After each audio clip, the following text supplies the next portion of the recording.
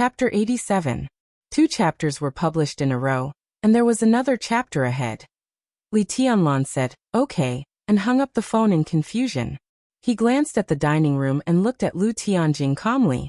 "Can you handle these dead people?" Lu Tianjing's eyes dimmed and he nodded. "Very good." Li Tianlan picked up the imperial jade seal on the table. "I'm very satisfied with everything you said. From today on, I hope the Lu family can be a good dog. Can you do that?" Lu Tianjing lowered his head to hide his eyes and nodded silently. A smile gradually appeared on the corner of Li Tianlan's mouth, and he said coldly, "I know you're not convinced, but from now on, as long as I'm alive, the curtain is mine, and the Lu family is also my dog. You can consider betraying me, but you'd better think about the consequences." Consequences?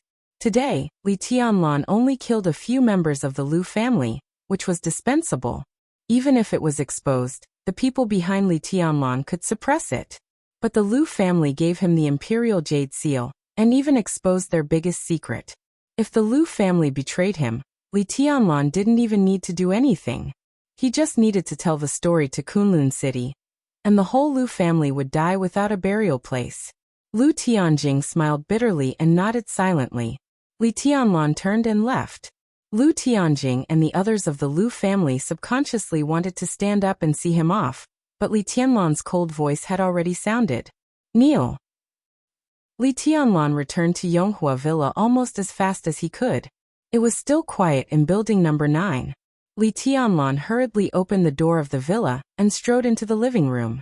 The human emperor had been fully stretched out in his hand. His expression was calm, but his eyes were extremely vigilant. In the dark living room, a tall and slender beautiful figure sat quietly on the sofa. The moment she saw Li Tianlan come in, she stood up straight reflexively and took a step forward. "Senior brother, how are you?" Li Tianlan was confused. Looking at Wang Yuetong, who was intact in front of him, he whispered, "Are you alone?" Wang Yuetong nodded gently and looked at the white-haired Li Tianlan in the dark with complicated eyes. "Aren't you missing?" Li Tianlan pointed to the watch on his wrist and felt a headache. "I went back to the Wang family of Beihai." Wang Yuetong whispered, "But I didn't tell my father." She bent over and picked up her bag from the sofa. She fumbled in her bag and finally pulled out a small, slender box. The box opened.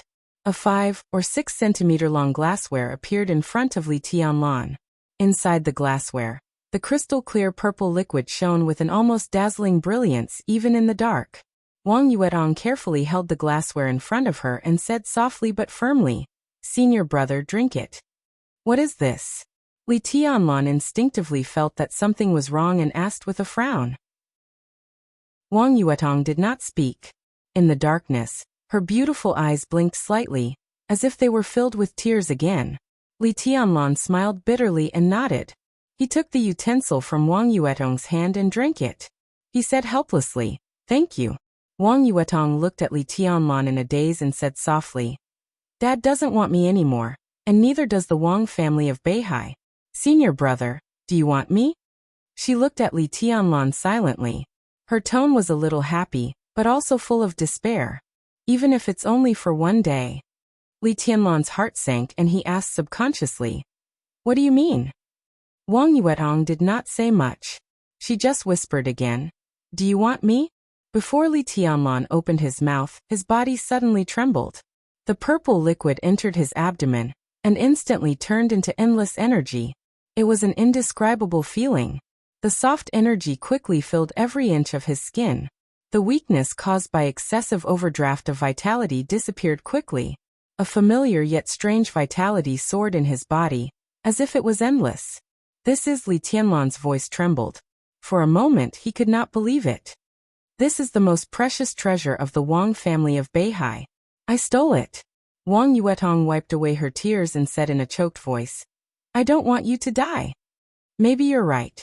I'm a bitch, but I just don't want you to die. I'm a bitch, so be it." I sob.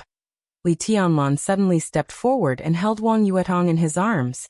He lowered his head and firmly kissed her little mouth. Wang Yuetong let out 2 muffled screams and looked at Li Tianlan with her eyes wide open. Her body instantly became stiff. After an unknown amount of time, Just as Li Tianlan was about to let go of her, Wang Yuetong suddenly reached out and put her arms around his neck.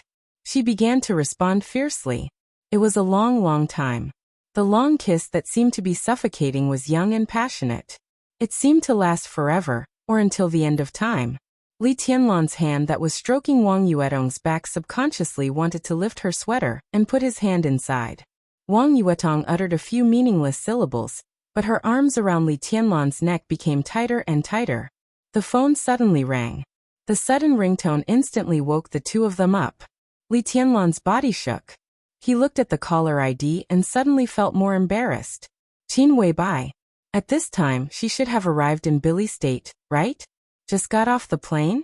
At this moment, although Li Tianlan knew that Qin Weibai was thousands of miles away, he could not help but feel like he was caught in bed.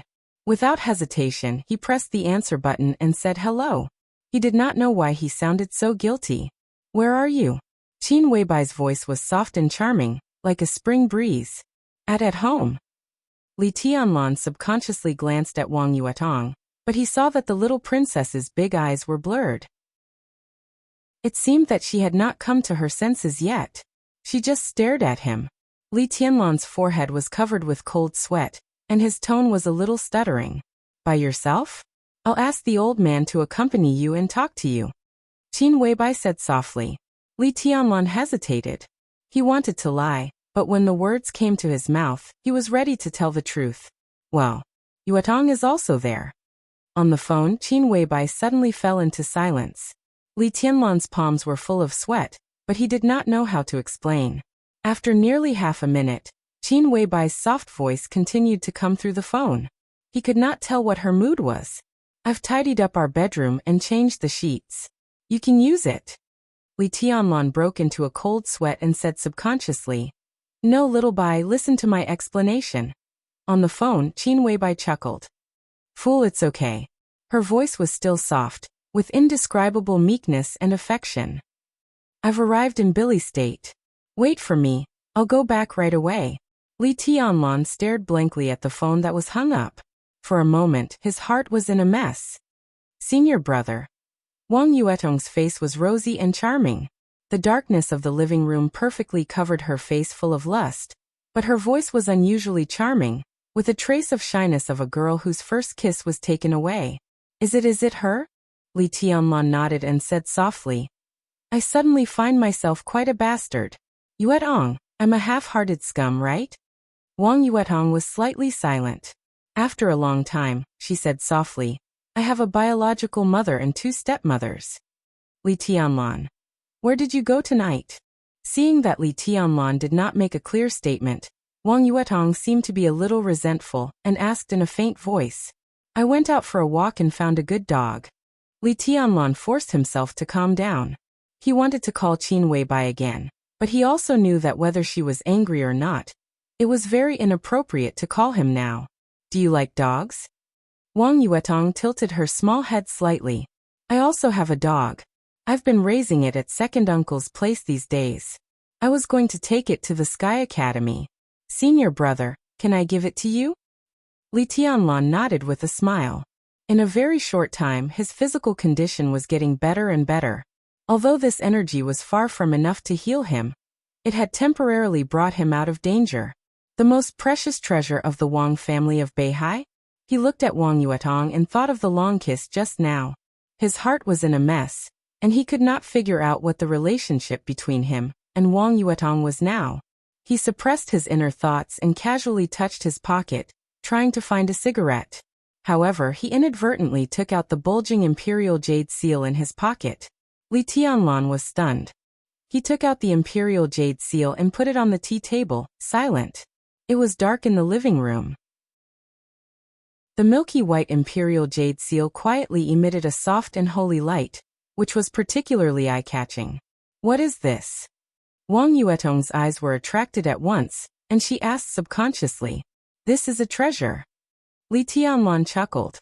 He did not intend to tell them about the Lu family. The Lu family was his dog, but this dog was still very useful in the Special Warfare Group for the time being. If he made the Lu family break with the Special Warfare Group now,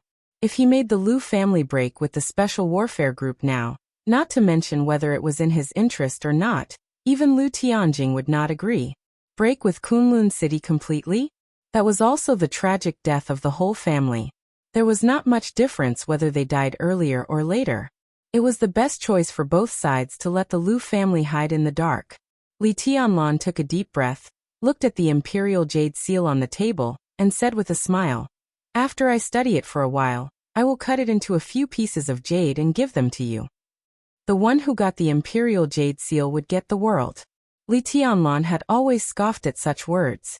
But Lu Tianjing said that his brother Lu Tianqing entered the invincible realm with the imperial jade seal in front of him, which was worthy of his focus.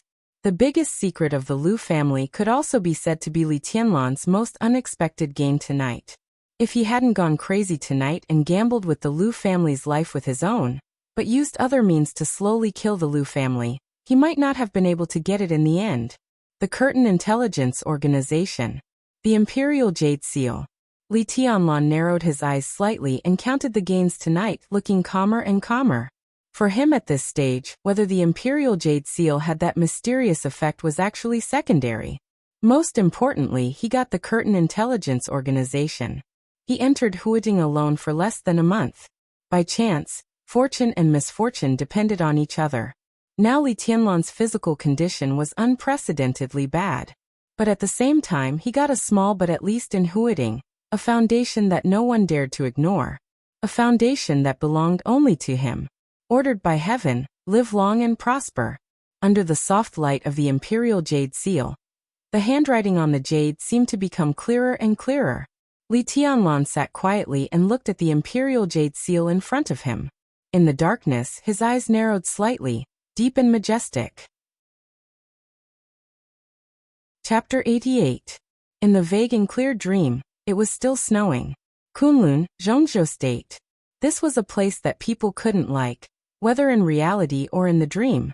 Looking from afar, the mountains were continuous, and the world was pure white, holy and unparalleled, like a fairyland. But in fact, in this world of ice and snow, which didn't seem like a human world, it was the most torturous. This was the ancestor of all mountains in Zhongzhou State. The mountains here were high and the clouds were wide, and the air here was thin. The mountains were too high, and the snow was too cold. After staying here for a long time, it seemed that all the warmth and humanity would be covered by the heavy snow one after another. Everyone gradually became pure, and became pure lunatics. This was a cold and cruel place. There was no morality, no bottom line, no right and wrong, no good and evil, and no warmth and kindness. Only the cold wind whistled between heaven and earth. Only the snow covered the mountains and fields. The snow was boundless.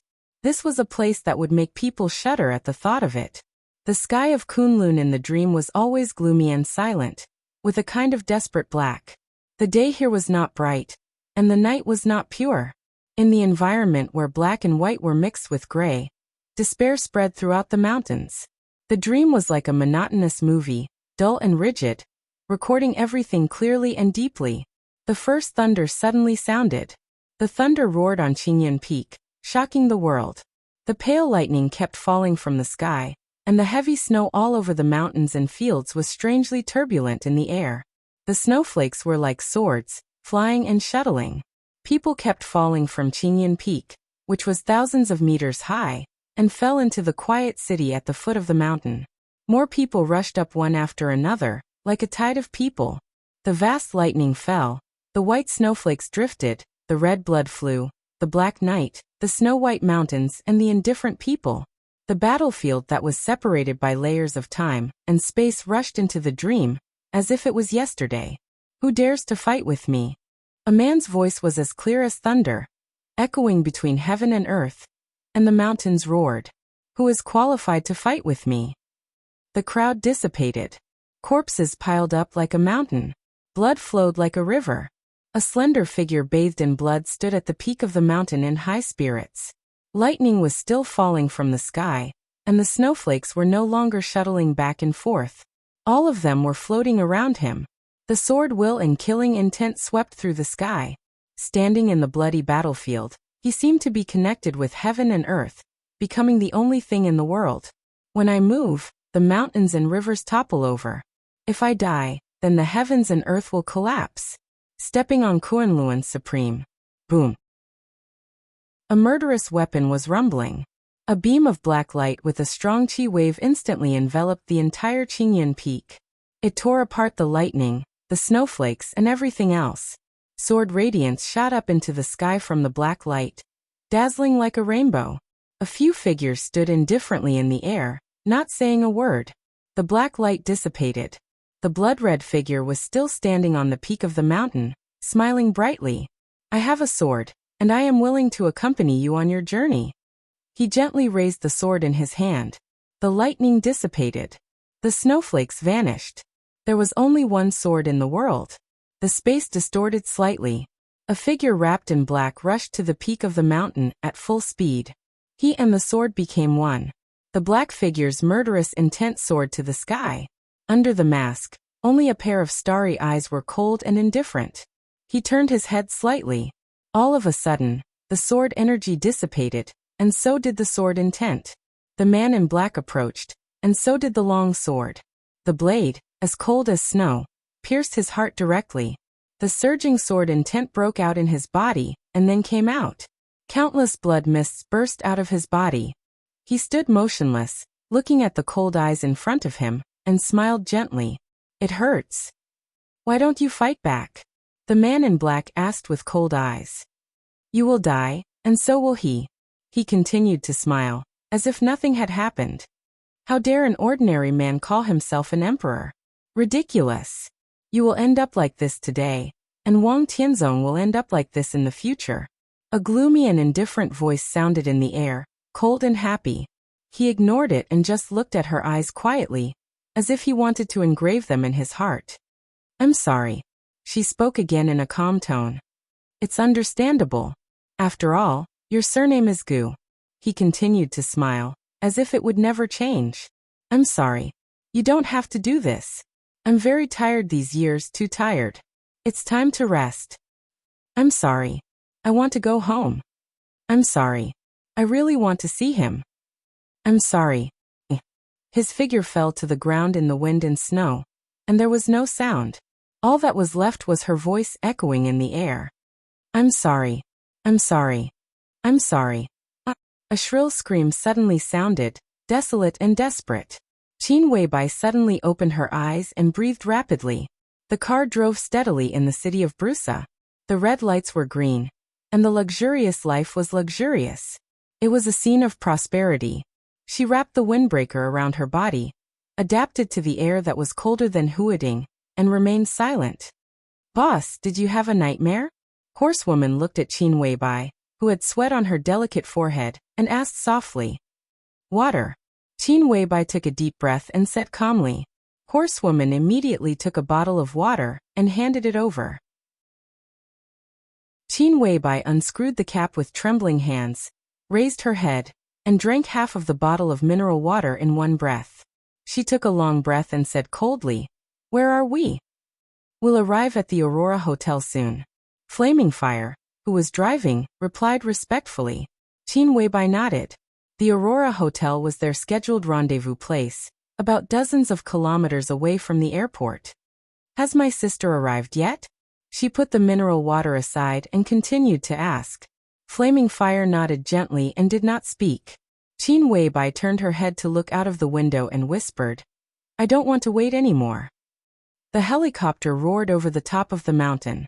Before getting off the helicopter, Dongqing Wudi, who was burning with anxiety, saw his father standing on the rooftop of the villa. The marshal of Zhongzhou State was straightforward. He did not wait for the helicopter to land, but directly opened the door and jumped down, landing beside Dongqing Hongguang. The entire rooftop shook slightly. Dongqing Wudi forced himself to calm down and called his father. Dongqing Hongguang turned to look at him and said calmly, Do you want to go to Huating? Dongqing Wudi was stunned and said with a wry smile, If you hadn't asked someone to stop me in the air, I would have arrived at Huating by now. Tianlan. You don't have to go. Dongqing Hongguang interrupted him and said in a tough tone, It's not appropriate for you to go now. Dongqing Wudi was silent and did not say a word. He knew that what his father said was right, but there were some things that could not be done simply by right or wrong. I just talked to Boss Qin on the phone, Dongqing Hongguang said. Regardless of whether his son understood what he meant or not, he said again. You go back to the Border Control Corps immediately. Huiting, don't go there yet. How about I meet him on the way? Dongqing Wudi hesitated and could not help asking. You're not on the way. Dongqing Hongguang looked into the distance and said coldly. Not to the south. I want you to go to the Northeast Corps. Sky Academy. The higher-ups of the academy held a high-standard welcome banquet in the evening to welcome Tribulation, the deputy governor of Sai City and the deputy director of teaching, to join the star of Yan Huang. All the teachers of the Sky Academy attended the banquet, and the atmosphere was warm. For the arrival of Tribulation, even Gu Yunxia, who was the most frightened in her heart, could only force a smile and welcome her deputy, who could not control herself because she was seriously injured. After the banquet, Zhuang Huayang had a secret talk with Tribulation and personally saw him out of the office. In the spacious office, the old headmaster picked up the red confidential phone on the table and skillfully dialed a number. Soon, a deep and gentle voice sounded on the phone, full of magnetism and impressive. Chief, I'm sorry to disturb your rest. Zhuang Huayang said with a smile and a casual tone. No, I'm still reviewing a few documents. Just now Dongqing Wudi, the killer, came to me and complained, so I was delayed. On the phone, the chief's voice was calm and gentle. How is Li Tianlan? He paused and continued to ask. I don't know the specific situation, but as far as I know, it's not very optimistic. Zhuang Huayang hesitated and told the truth. He wanted to protect Li Tianlan, but he must not affect the chief's judgment. There was silence on the phone. Zhuang Huayang waited for a while and tentatively said, Chief, should we do anything? Let's observe first. The people of Samsara are almost in Billy state now, right? Let's take it slow. The chief smiled and said calmly. Zhuang Huayang agreed, and there was no change in his expression. Qin Weibai has a good relationship with the eldest daughter of the Dongqing family? The chief suddenly asked in a thoughtful tone. It seems so. I didn't pay much attention. Zhuang Huayang was stunned and said. The chief smiled again, said yes, and hung up the phone. Garden party. Wang Tianzong still stayed in the pavilion, reading the messages one by one. His eyes became colder and colder. Wang Yuetong had been missing for 12 hours.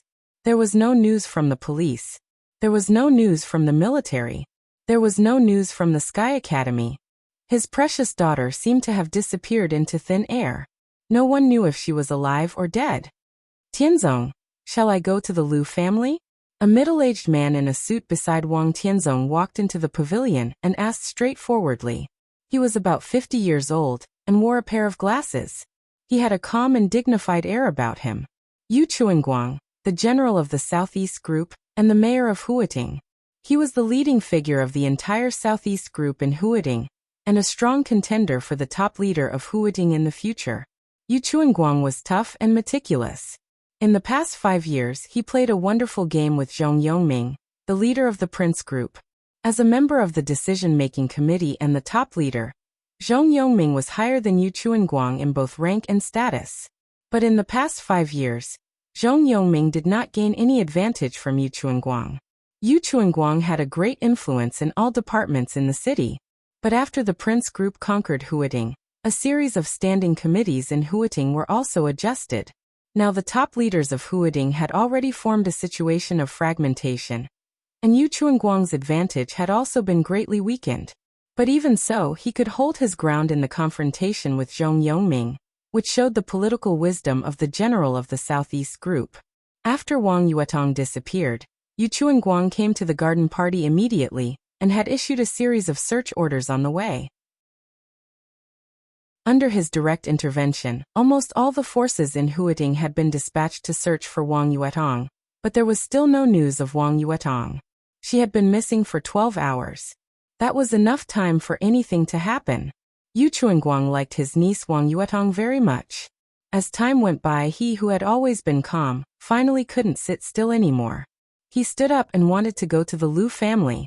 In the whole of Huiting, the Liu family's intelligence organization was the largest and most detailed. The curtain had been operating in Huiting for decades, and in recent years, it had specialized in intelligence. Unlike other intelligence organizations, the curtain had never expanded. No matter how good the opportunity was, they turned a blind eye to it. They just kept developing inside Huiting. After so many years, no one knew how many eyes and ears the curtain had. They could be regarded as the strongest intelligence force. In terms of intelligence network, the Wang family of Beihai's intelligence system was second to none in the entire Zhongzhou state, and even the entire Dark World. But if they only focused on Huiting, especially Huiting 5 years after the Prince Group conquered it, the Liu family's intelligence agency was undoubtedly the most advantageous. The curtain really covered Huiting, just like its name. Under this curtain, there was almost no intelligence that they could not get.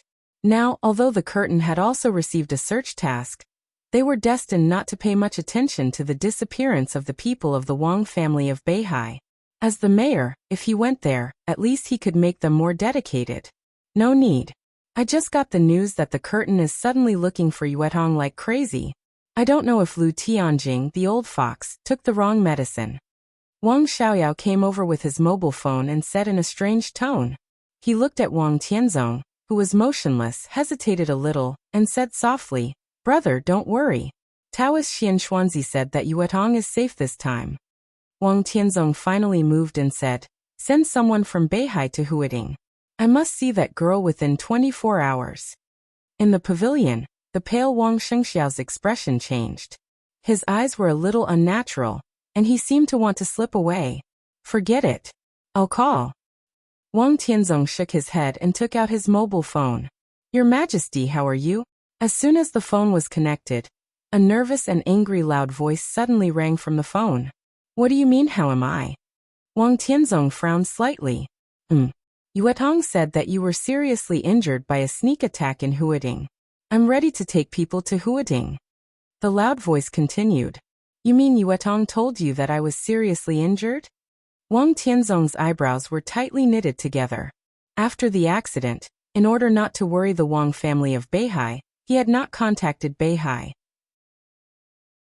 When Beihai heard that he was seriously injured, they would not doubt the words of the wicked girl, and directly began to respond. In other words, Wang Yuetong not only did not disappear, but also returned to the Wang family of Beihai, and played a trick on other high-level officials. "Yes, Yuetong said that you were attacked by a murderous weapon and the situation was very critical. She asked Madam for the key to the secret warehouse, and took a bottle of immortality potion. I also sent impermanence to escort her. Who knew that as soon as she arrived in Huiting, Yuetong disappeared. I'm in a mess. I can't get in touch with you, Xiaoyao, and Xing Xiao. What's going on?" Wang Tianzong frowned more and more. Couldn't get in touch with him? There was no doubt that someone had done something to his mobile phone. Presumably, at this time, the news of his so-called serious injury was still confidential. Even if Beihai wanted to get in touch with him, they would not contact others. They would only contact people who could be 100% trusted. In this way, things suddenly became a big mistake. Wang Tianzong felt relaxed and a little depressed. He was relaxed because his precious daughter was fine. He was depressed because she took a bottle of immortality potion. Immortality potion had been the most precious treasure of the Wang family of Beihai for hundreds of years. Even if she could only get the first version of immortality potion, it was enough to cause a bloody storm in the Dark World. A bottle of immortality potion meant nearly 20 years of vitality. For a dying old man, it meant 20 years of extra life. There were probably countless patriarchs of wealthy families all over the world who were willing to pay any price for a bottle of this kind of thing. But for hundreds of years, except for a small amount for its own use, the Wang family of Beihai had kept the rest strictly and never leaked any of it. The first generation of immortality potion, the second generation of immortality potion, youth longevity lock, this whole series was called the immortality series in the Wang family of Beihai. Every potion could be said to be the foundation of the Wang family of Beihai, especially the immortality potion. Even if it was the first generation of immortality potion, the Wang family of Beihai had less than 10 stocks, but now one was stolen by Wang Yuetong. At this moment, Wang Tianzong felt as if a piece of his heart had been torn off.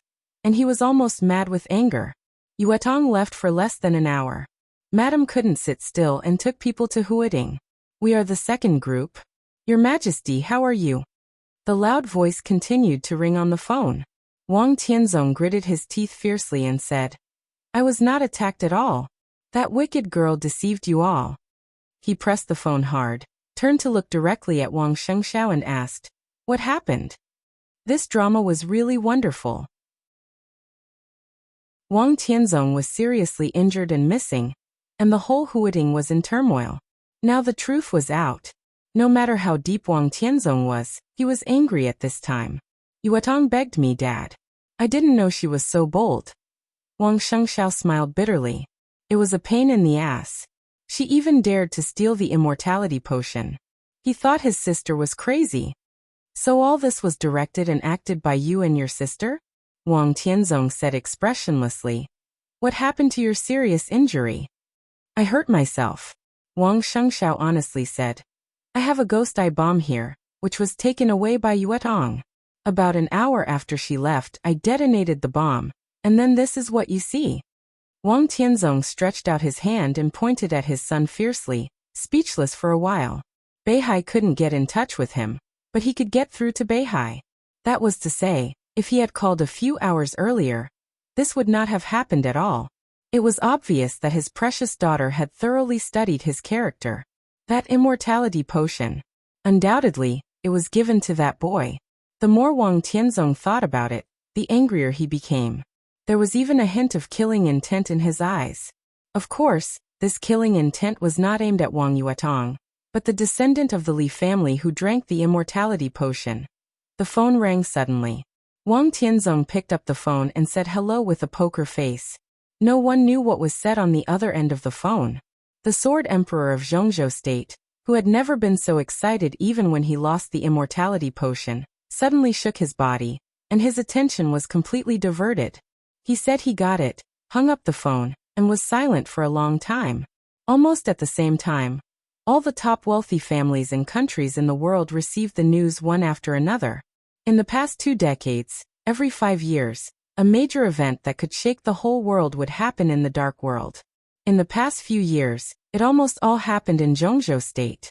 For example, Li Guangtu's treason 20 years ago. For example, Situt Songyue killed Lu Tianqing 10 years ago. Now another 5 years were coming. Everyone subconsciously thought that even if it happened, it would also happen in Zhongzhou State. Even some people with a keen sense of smell had locked their eyes on Huating. Today it finally happened, but it had nothing to do with Zhongzhou State. 2 hours ago, Bruxelles, the capital of Billy State. The Samsara Palace launched a large-scale attack on the headquarters of Night Spirit, one of the superpowers in the dark world. The 12 supermasters of the Samsara Palace arrived together. Night Spirit, an expert at the peak of the Thundershocking realm, died in battle. And Yun, an expert at the peak of the Thundershocking realm, Night Spirit, died in battle. Night Spirit, an expert at the peak of the Thundershocking realm, died in battle. Horsewoman, one of the 12 supermasters of the Samsara Palace, was seriously injured, as was military counselor. Since the establishment of the Samsara Palace, it was the second time that the mysterious palace master of the Samsara Palace had shown up, and it was the first time that he had fought with all his might. Tian Xian, an invincible realm expert from the Night Spirit organization who ranked 10th on the divine list in the dark world, fought with the murderous weapon Blue Sky Underworld. When the murderous weapon roared, the master of Samsara Palace pulled out her sword directly. One strike. Only one sword. It was a sword light that illuminated the entire city, as if it could split heaven and earth apart. After one sword stroke, Blue Sky Underworld, one of the 12 murderous weapons in the dark world, changed owners. The heavenly spirit fell. 15 years ago, Zhongzhou Sword Emperor Wang Tianzong killed Tianling with the murderous weapon Human Emperor. 15 years later, the master of Samsara Palace killed Tian Xian, who was holding the murderous weapon Blue Sky Underworld in seconds. Invincible kills invincible. The Night Spirit organization was destroyed. With Bruxelles as the center, the dark world suddenly surged like a torrent, spreading wildly throughout the dark world. This was the sad song of the night spirit, and also the glory of samsara. In recent decades, this was the first superpower in the dark world to be completely destroyed. With the disappearance of the night spirit, the whole dark world was destined to set off a rare storm in recent years. And according to reliable sources at this moment, the samsara had begun to leave Bruxelles and went straight to the airport, including the master of Samsara Palace who was holding the murderous weapon Blue Sky Underworld. From the beginning to the end of the battle, they didn't even stop for a moment. The murderous weapon Blue Sky Underworld. In the garden party, Wang Tianzong frowned. Among the 12 murderous weapons, Blue Sky Underworld ranked third, higher than the Setting Sun and the Legend of Qin. This authoritative ranking was enough to show the power of this murderous weapon. He looked down at the pond under his feet and muttered to himself, "Only one strike?" The phone in his hand vibrated again. Wang Tianzong looked down at the phone, and a text message was displayed directly on the screen. "Are you safe traveling to Beihai?" Chapter 89. When the deep and distant bell rang in the living room, Li Tianlan and Wang Yuetong opened their eyes almost at the same time. "Morning." Li Tianlan greeted her, and seemed a little embarrassed. "Morning." Wang Yuetong chuckled. Her beautiful red and swollen eyes seemed to have faded, and her eyes were full of vigor. Her soft eyes looked very charming. She blinked and whispered, "Senior brother, what do you think?" "Very good." Li Tianlan tilted his head awkwardly and said. After receiving Qin Weibai's call, Li Tianlan forcibly restrained his emotions mixed with desire and feelings. He spent a night alone with Wang Yuetong. Although nothing excessive happened, it didn't mean that what happened before the phone call didn't exist.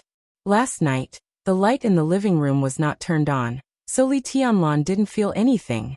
But now as the sun rose, he looked at Wang Yuetong's rosy and beautiful mouth again, and found it a little red and swollen.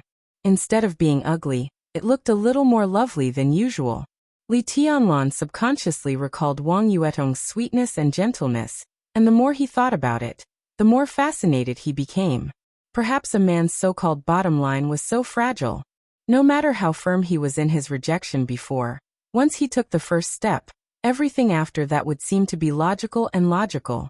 Even his sense of guilt would become smaller and smaller. This was probably what it meant by getting out of hand. Li Tianlan shook his head hard and shook the charming thoughts out of his mind. He got up and walked off the sofa. He carefully felt his body, and his face became calmer and calmer. Before the sword at the Sky Academy, his body was like a deep well filled with water. After that, all his essence, chi, spirit, vitality, and potential completely poured out like water from the well. Tribulation barely suppressed the sword, which was equivalent to leaving some water for the well. But the foundation at the bottom of the well had been completely damaged, and the small amount of water was still leaking out little by little. His strength was getting stronger and stronger, and his body was getting weaker and weaker. Almost every minute and every second, he was rapidly approaching death. Li Tianlan didn't know what the so-called most precious treasure of the Wang family of Beihai was, but now he had completely understood its nature-defying effect. As soon as the bottle of purple liquid entered his abdomen, endless vitality began to replenish his completely dry body. Now his body was still like a deep well that was almost dry, but the bottom of the well that had been completely destroyed condensed again, and was even more solid than before. Right now his body's condition was still not too good. At the very least, the state of a thunderclap kick and a chi-controlling kick still showed that his life force could not suppress the constantly expanding power. However, under the consolidation of the mysterious potion, his life force was no longer flowing away. In other words, under normal circumstances, Li Tianlan was now out of danger. Although he still had no hope of entering the invincible realm, he didn't have to be completely desperate. If he had a chance to fill the deep well in his body with water again in the future, as more vitality came in and suppressed his strength, he would be healed. Li Tianlan took a deep breath and stretched himself. He turned to look at Wang Yuetong and said softly, "Thank you." Wang Yuetong, who had accompanied Li Tianlan to meditate on the sofa all night, sat on the sofa with her legs together, hugged her knees, and looked at him. Her beautiful eyes were full of affection. Li Tianlan walked to the French windows of the villa, and looked out quietly. 8 o'clock in the morning. Rain was falling from the gloomy sky, and the air was slightly cold. In front of the villa, the potholes caused by Dongqing Wudi's sword had not been repaired, and there were already some large and small puddles in the yard. His sight was full of greenery. The green lawn and the straight trunks of the sycamore were fresh and clean under the washing of the rain. Li Tianlan stood quietly in front of the window, his mind clearer than ever. He had almost exhausted all of his vitality and potential with this sword, but he had obtained the Imperial Jade Seal and the Curtain Intelligence Department, which symbolized great luck. He was out of danger, but there was no hope of being invincible for the time being. This day was full of ups and downs, gains and losses. It was too wonderful. Before there was a definite way to help him recover from his injury, he didn't think he had gained anything, but at least he wouldn't lose too much. The faint sound of footsteps echoed in the dark living room. Wang Yuetong came to the window and held Li Tianlan tightly from behind. Her delicate little face was pressed against his back, and she silently listened to the rain outside the window. She whispered softly, "I'm sleepy." Li Tianlan had ups and downs yesterday, and Wang Yuetong's heart was also full of ups and downs. She was afraid that she had never been so rich in her life. Beihai province was far to the north of the northeast. It was a journey of 7 or 8,000 kilometers from Huading and back in one day. She not only had to deceive the high-level officials of the Wang family of Beihai, but also had to avoid the sight of the Wang family of Beihai in Huading. All of this was for a man who called her a bitch, who could know the grievances and resentment in her heart. After a night of meditation, Wang Yuetong finally couldn't bear it anymore. She held the man in front of her, who made her somewhat angry, somewhat and somewhat at ease. Her eyelids suddenly began to fight. "Go and have a rest. There are guest rooms upstairs." Li Tianlan turned around and touched Wang Yuetong's hair. He didn't know how to deal with the relationship with Wang Yuetong now, but he couldn't treat her coldly in any way. Now that things had come to this, he could only let nature take its course. Speaking of upstairs, he suddenly remembered several assassins belonging to the curtain. The 9 elites had all turned into a pile of black ash, but the blood on the wall was still there. Qin Weibai was not there, so he had to clean up these chores. A trace of shyness quietly climbed up Wang Yuetong's face.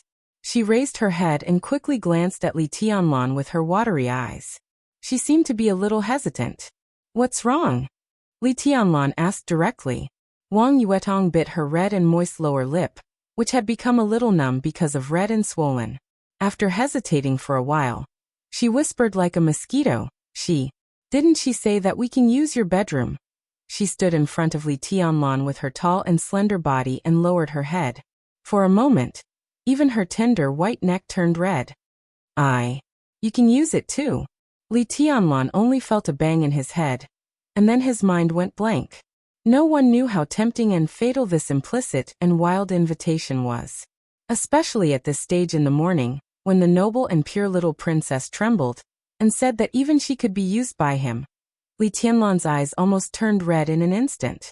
Li Tianlan gasped a few times, swallowed, and said in a hoarse voice, "Let's go. I'll take you to the guest room first." Wang Yuetong, who had summoned up the courage to invite Li Tianlan to enjoy herself in the master bedroom, was waiting for Li Tianlan's answer or action nervously and fearfully. Hearing his words, her heart suddenly became cold again.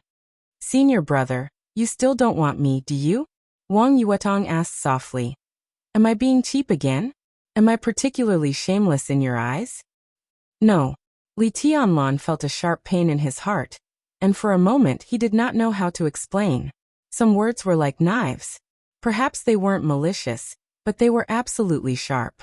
They were sharp enough to cut a pure and exquisite young girl's heart into pieces, and then turn it into a knot in her heart.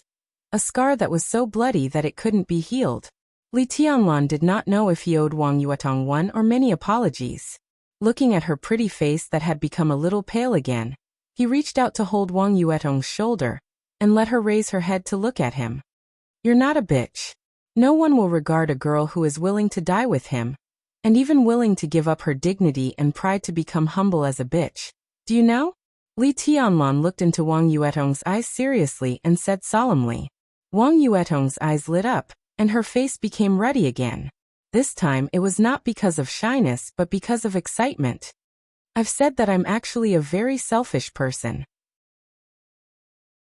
The reason why I want to be even with you is that I know that no matter what happens in the future, it's unlikely that I will get back together with the Wang family of Beihai. If I become enemies with the Wang family of Beihai in the future, what should I do? What should you do? Li Tianlan laughed at himself and said, there are some things that I don't want to bear, and you may not have the courage to bear them. There will be a way. Wang Yuetong muttered to herself, and her tone became softer and softer. There must be a way. Li Tianlan took a deep look at her and said softly, go to rest first, and we'll talk about it when you wake up. I'm waiting for Sixth Sister to come over and ask her to bring me something. I'll inform her when you're meditating. Wang Yuetong shook her head, and her legs moved a little unnaturally. She had given her first kiss last night. One had no experience, and the other had little experience, but the two novices kissed passionately. It was not until a long time after they separated that Wang Yuetong found that her underwear had been completely soaked and sticky, and even her jeans had some wet marks. Girls loved cleanliness, so she managed to endure it all night. Before dawn, she couldn't help but call the enchantress. You're not going home? Li Tianlan was stunned for a moment, and then he looked at Wang Yuetong and asked, I don't dare to go back, and I can't go back. Wang Yuetong shook her head and said pitifully, Senior brother, I'll stay with you during this period. Li Tianlan was silent for a long time, and then he nodded slightly.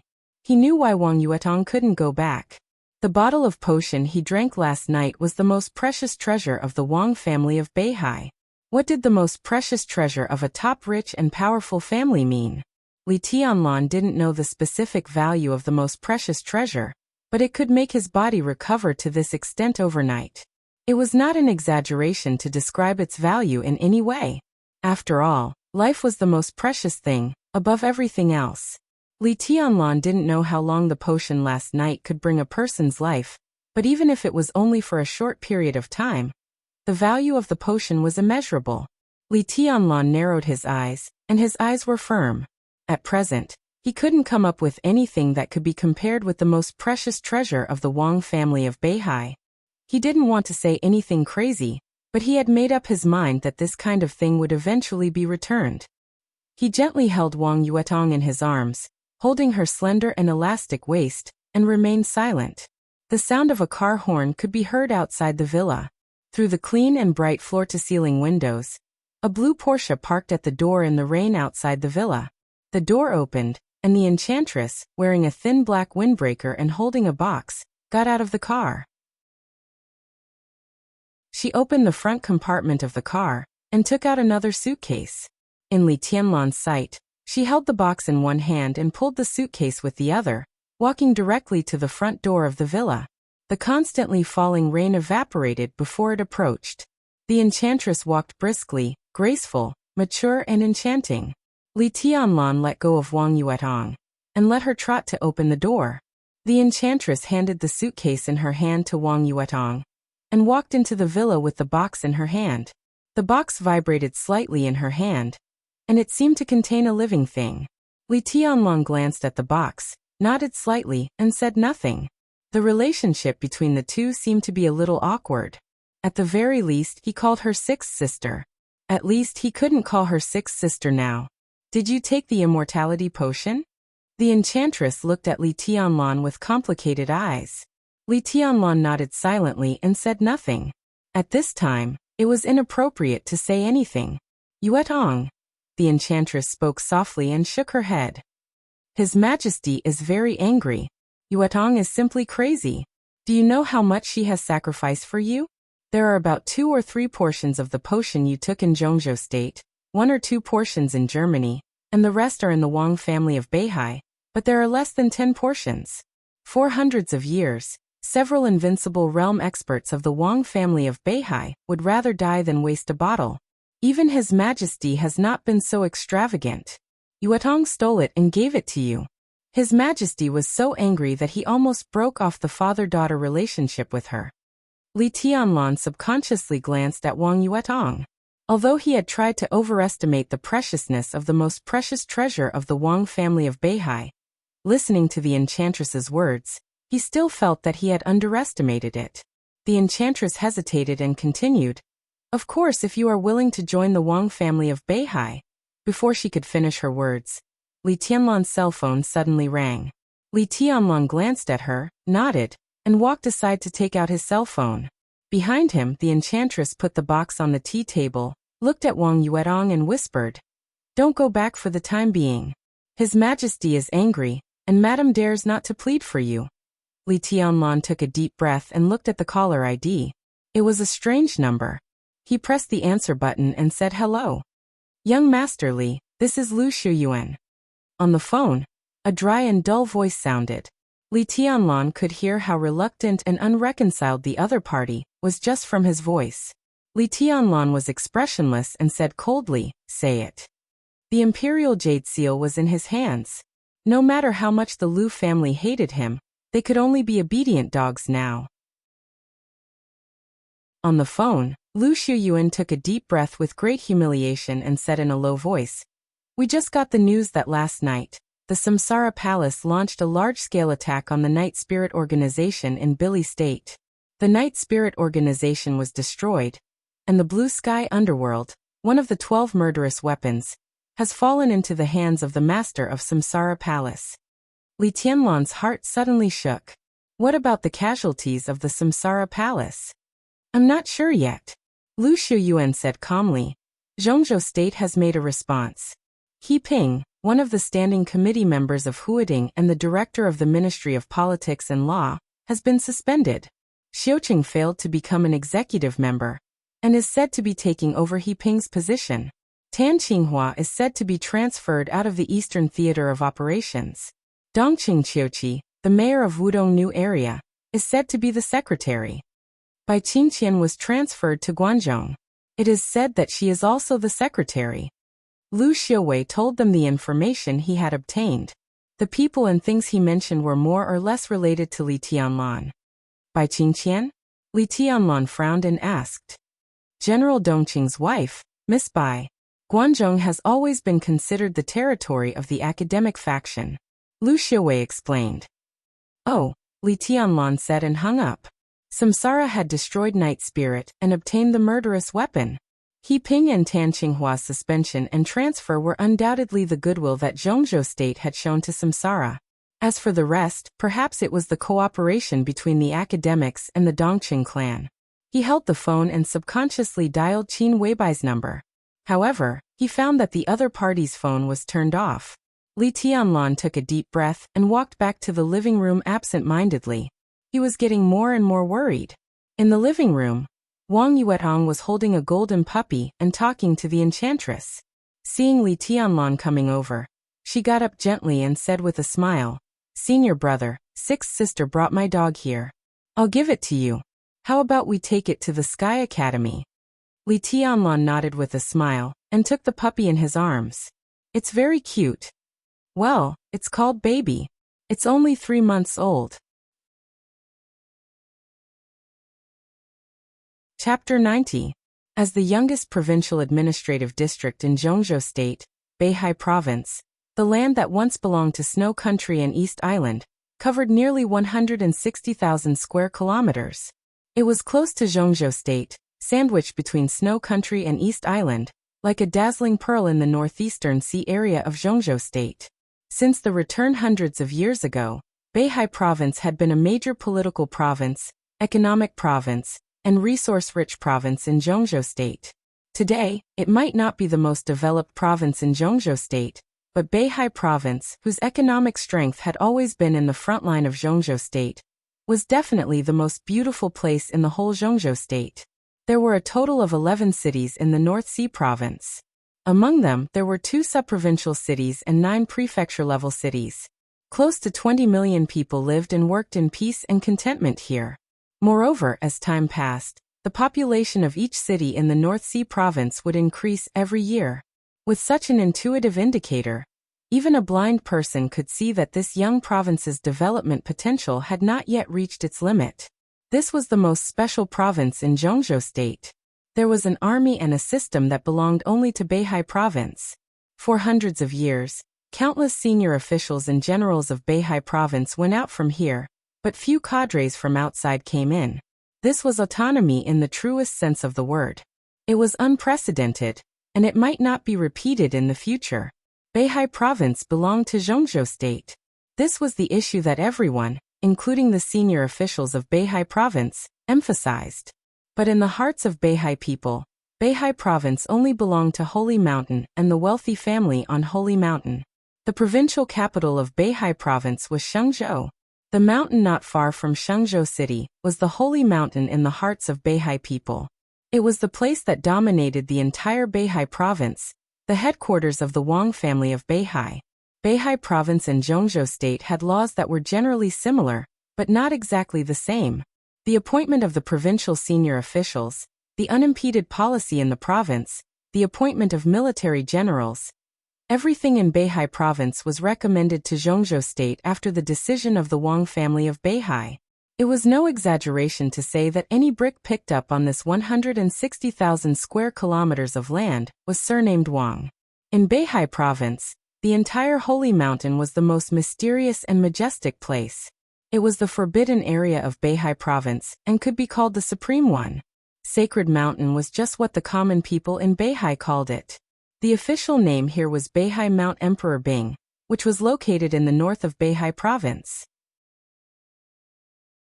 Everything in the province could be seen clearly under the close observation of this majestic forbidden land, even in the slightest. 12 o'clock at noon. When the sky was the best, Wang Tianzong, the current patriarch of the Wang family of Beihai, appeared at the foot of Mount Dibing. He looked at the clear sky and waited quietly. Wang Shengxiao stood quietly beside Wang Tianzong. His face was calm, and there was no impatience in his eyes. Instead, there was a hint of a smile. Time passed slowly as they waited. The sunlight grew warmer. Wang Shengxiao, who was motionless, finally looked down at his watch and said softly, "Dad, it's time." Wang Tianzong nodded and said calmly, "Almost." Wang Shengxiao grinned. Beside their dignified and silent father, he and Wang Yuetong had always been the most open-minded. They were not afraid of saying the wrong thing. Basically, they said what they thought. "Dad, can we keep him in Mount Dibing this time? Our ancestors in the past." Wang Tianzong's eyes flickered and he shook his head slightly. After one night, the anger of losing the immortality potion seemed to have been completely suppressed by him. His tone became calm again. He has made up his mind to ignore the affairs of the world. This time he is just a guest. Let's not talk about anything else. He just wants to annoy us. Wang Shengxiao nodded and seemed to be a little regretful. He wanted to say something but stopped on second thought. "What do you want to say?" Wang Tianzong glanced at his son. Looking at his pale face, he felt helpless and thought of his precious daughter. That girl was really spoiled. She was spoiled by him, her mother, Wang Shengxiao, and the whole Wang family of Beihai almost spoiled her, so that she easily made a big trouble this time. In order to create the illusion that she was missing, Wang Shengxiao seriously injured himself. He was gratified that the brother and sister had such a good relationship, but he was more angry after losing the immortality potion. "Dad, you're in his strength." "Of course it's me." Wang Tianzong chuckled and interrupted Wang Shengxiao's words. "That guy has strength, but he is too lazy. It seems that the general trend of the world has nothing to do with him. He has no combat experience. No matter how strong he is, he can't beat me." "Oh," Wang Shengxiao said disappointedly. "I wanted to pester him to teach me. Since he is so weak, then forget it." "Nonsense." Wang Tianzong scolded with a smile and shook his head slightly. "If he is really willing to teach you," he paused and shook his head. "Forget it. It's probably impossible." Wang Shengxiao suddenly knew that his father's words were insincere. In other words, he was bragging. The corner of his mouth twitched. He held back his laughter and slowly raised his head to look at the mountain road. A small but majestic motorcade slowly appeared in sight. Two Mercedes-Benzes surrounded an elongated black Rolls-Royce slowly approached, and finally stopped in front of Wang Tianzong. The driver got out of the car and opened the door. A middle-aged man who looked about the same age as Wang Tianzong got out of the car with a smile. He walked a few steps quickly and said, "Tianzong, why are you so polite?" The middle-aged man was dressed in soft and comfortable casual clothes and sneakers. He was pulling a suitcase with an unknown brand, looking casual and unrestrained. Handsome and unrestrained. This was Wang Xingxiao's first impression when he saw him. The last time he saw this uncle, he was a teenager who had just entered the qi-controlling realm. His impression of the past had been a little vague. The only thing he remembered was that this uncle, who lived in seclusion in Switzerland, had a very good temper and was very handsome. 7 or 8 years had passed. Now that he saw him again, Wang Shengxiao's vague memory suddenly became clear, and even the image completely overlapped. After 7 or 8 years, he seemed to have not changed at all. His face was still handsome and strong, and his smile was free and easy. The only change was that he seemed to be more unrestrained than when they met last time. It was a kind of leisure and unrestrained from his bones, as if everything in the world was fleeting in front of him, leaving no trace. Wang Shengxiao glanced at his father, then at this uncle, and subconsciously made a comparison in his mind. His father was extremely calm. He just stood quietly, looking ordinary, but when looked closely, he was like the sea between heaven and earth, with a kind of magnificent and vast momentum. The uncle in front of him was leisurely and free, and his every move showed a real sense of nature. He really did whatever he wanted, as if everything he did was a normal thing. Wang Shengxiao smiled modestly, but his eyes were thoughtful.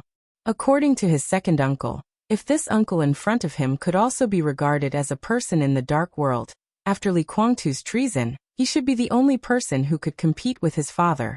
He shook his head subconsciously. Was this the real man who didn't show his face? I haven't seen you for many years. It's etiquette for me to come down the mountain to pick you up. I can't let my friend pick on me, can I? Wang Tianzong took a step forward and shook hands with the middle-aged man. Watching the Rolls-Royce behind him leave directly, he frowned slightly and joked. Fengting, didn't you say you came with Chu Xue? Where is she? Why, are you afraid that I, as her uncle, will force her to be my daughter-in-law? That girl. The handsome man named Fengting shook his head and said, Don't worry about her. I'm afraid she will come here by herself later. She said she had never been to Beihai University and wanted to walk around. Just let her be. Anyway, she knows the way. Wang Tianzong nodded and said with a smile, Why do you suddenly think of Beihai? Fengting shook his head and said helplessly, I was in Zhongyuan province. 2 days ago, I met the old faker at Luojing Airport. He said I should come to Beihai. He was mysterious, so I didn't take it seriously. But Chu Xue took it seriously and pestered me to come here. Didn't she go to Shenzhou to look for opportunities as soon as she got off the plane? That old monk is kind and should not have any bad intentions. I'm just an idle person, so I let it go. Wang Tianzong nodded casually and didn't think much about it. He said flatly, Xingxiao, don't you know your uncle Fengting? Wang Shengxiao was still thinking about who was stronger between his father and Uncle Fengting. When he heard his father's words, he suddenly came to his senses and said with a respectful and modest smile, Uncle Fengting, long time no see. He's absent-minded. Wang Tianzong frowned slightly and said with a smile, This boy just asked me who was stronger and who was weaker. I guess he was distracted when he saw you. Fengting laughed heartily. From his laughter, Wang Shengxiao couldn't hear any competitiveness. There was only a pure sense of freedom and carefreeness. I can't beat your father. He slashes anyone he sees. I don't fight. No one has provoked me these years. I don't even know how to hold a sword. I can't beat him. He waved his hand and said with an indifferent smile.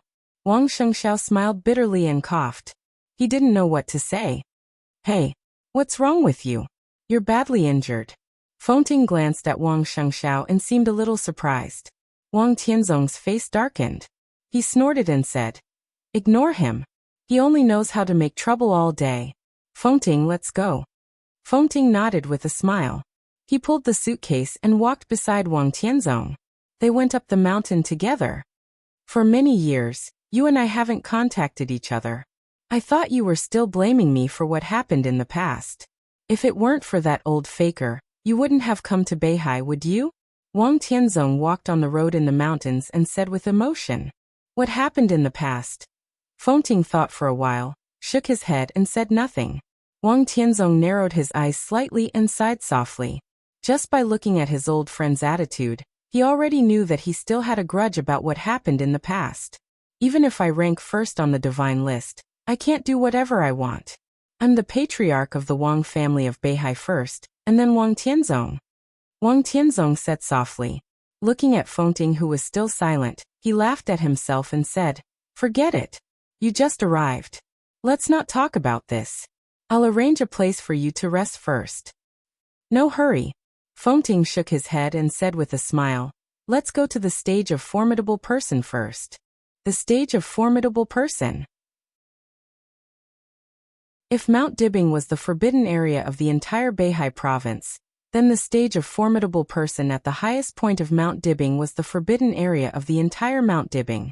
In addition to Wang Tianzong, there were no more than 5 people in the entire Wang family of Beihai who could enter the stage of formidable person at any time. Fengting was also one of them, or even the only one. Wang Tianzong nodded silently. When he was about to speak, he suddenly looked up at the top of the mountain. Fengting raised his head almost at the same time, and slightly narrowed his eyes. On Mount Dibing, the rolling thunder roared, and the wind and clouds surged in the whole sky. The fighting intent and killing intent rose at the same time, a kind of momentum that seemed to go straight to the 9th heaven, and into the clouds instantly filled the entire top of the mountain, with extreme fierceness and sharpness. There was sword intent scattered all over the top of the mountain, layer upon layer. A clear female voice sounded and echoed in the whole Mount Dibing. The sound lingered endlessly, like a phoenix dancing in the 9th heaven. Chapter 91.